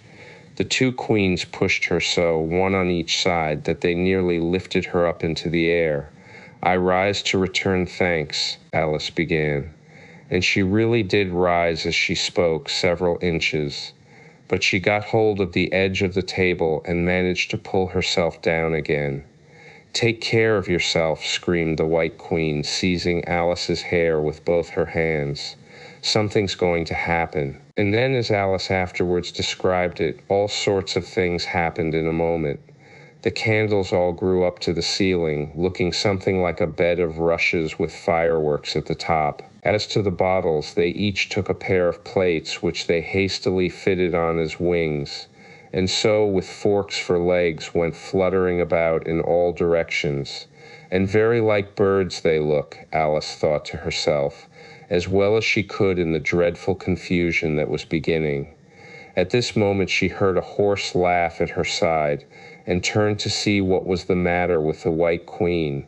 But instead of the Queen, there was the leg of mutton sitting in the chair. "Here I am," cried a voice from the soup tureen, and Alice turned again, just in time to see the Queen's broad, good-natured face grinning at her for a moment over the edge of the tureen, before she disappeared into the soup. There was not a moment to be lost. Already several of the guests were lying down in the dishes, and the soup ladle was walking up the table towards Alice's chair, and beckoning to her impatiently to get out of its way. "I can't stand this any longer," she cried as she jumped up and seized the tablecloth with both hands.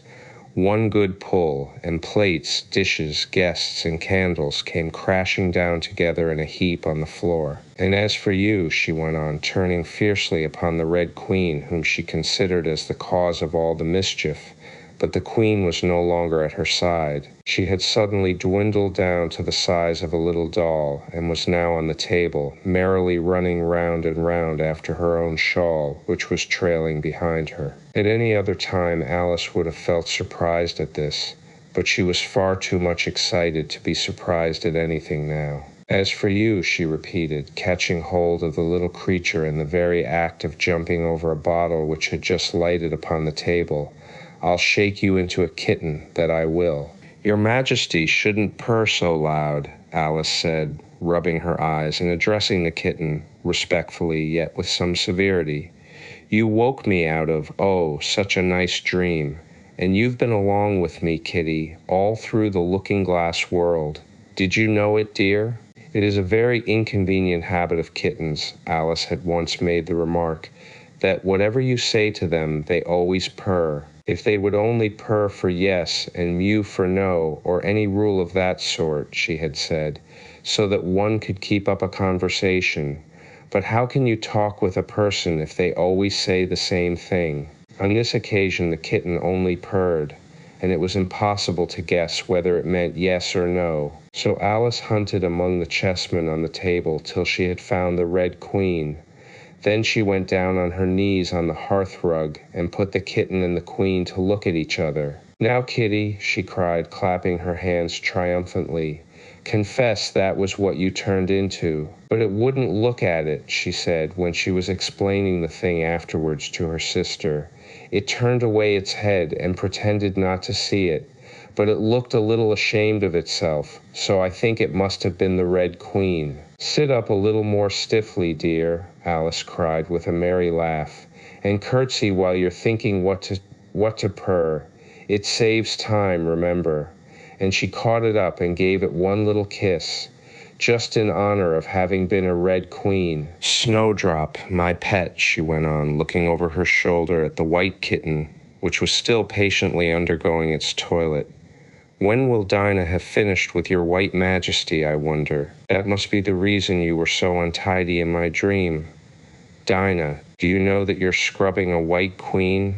Really, it's most disrespectful of you. And what did Dinah turn to, I wonder, she prattled on, as she settled comfortably down, with one elbow in the rug and her chin in her hand, to watch the kittens. Tell me, Dinah, did you turn to Humpty Dumpty? I think you did. However, you'd better not mention it to your friends just yet, for I'm not sure. By the way, kitty, if only you'd been really with me in my dream, there was one thing you would have enjoyed. I had such a quantity of poetry said to me, all about fishes. Tomorrow morning you shall have a real treat. All the time you're eating your breakfast, I'll repeat The Walrus and the Carpenter to you, and then you can make believe it's oysters, dear. Now, kitty, let's consider who it was that dreamed it all. This is a serious question, my dear, and you should not go on licking your paw like that, as if Dinah hadn't washed you this morning. You see, kitty, it must have been either me or the Red King. He was part of my dream, of course.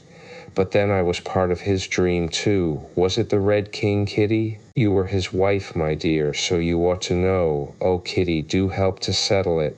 I'm sure your paw can wait. But the provoking kitten only began on the other paw and pretended it hadn't heard the question. Which do you think it was? A boat beneath a sunny sky, lingering onward dreamily in an evening of July. Children three that nestle near, eager eye and willing ear, pleased a simple tale to hear. Long has paled that sunny sky, echoes fade and memories die. Autumn frosts have slain July. Still she haunts me, phantom-wise, Alice moving under skies never seen by waking eyes. Children yet, the tale to hear, eager eye and willing ear, lovingly shall nestle near. In a wonderland they lie, dreaming as the days go by, dreaming as the summers die, ever drifting down the stream, lingering in the golden gleam. Life, what is it but a dream? The end.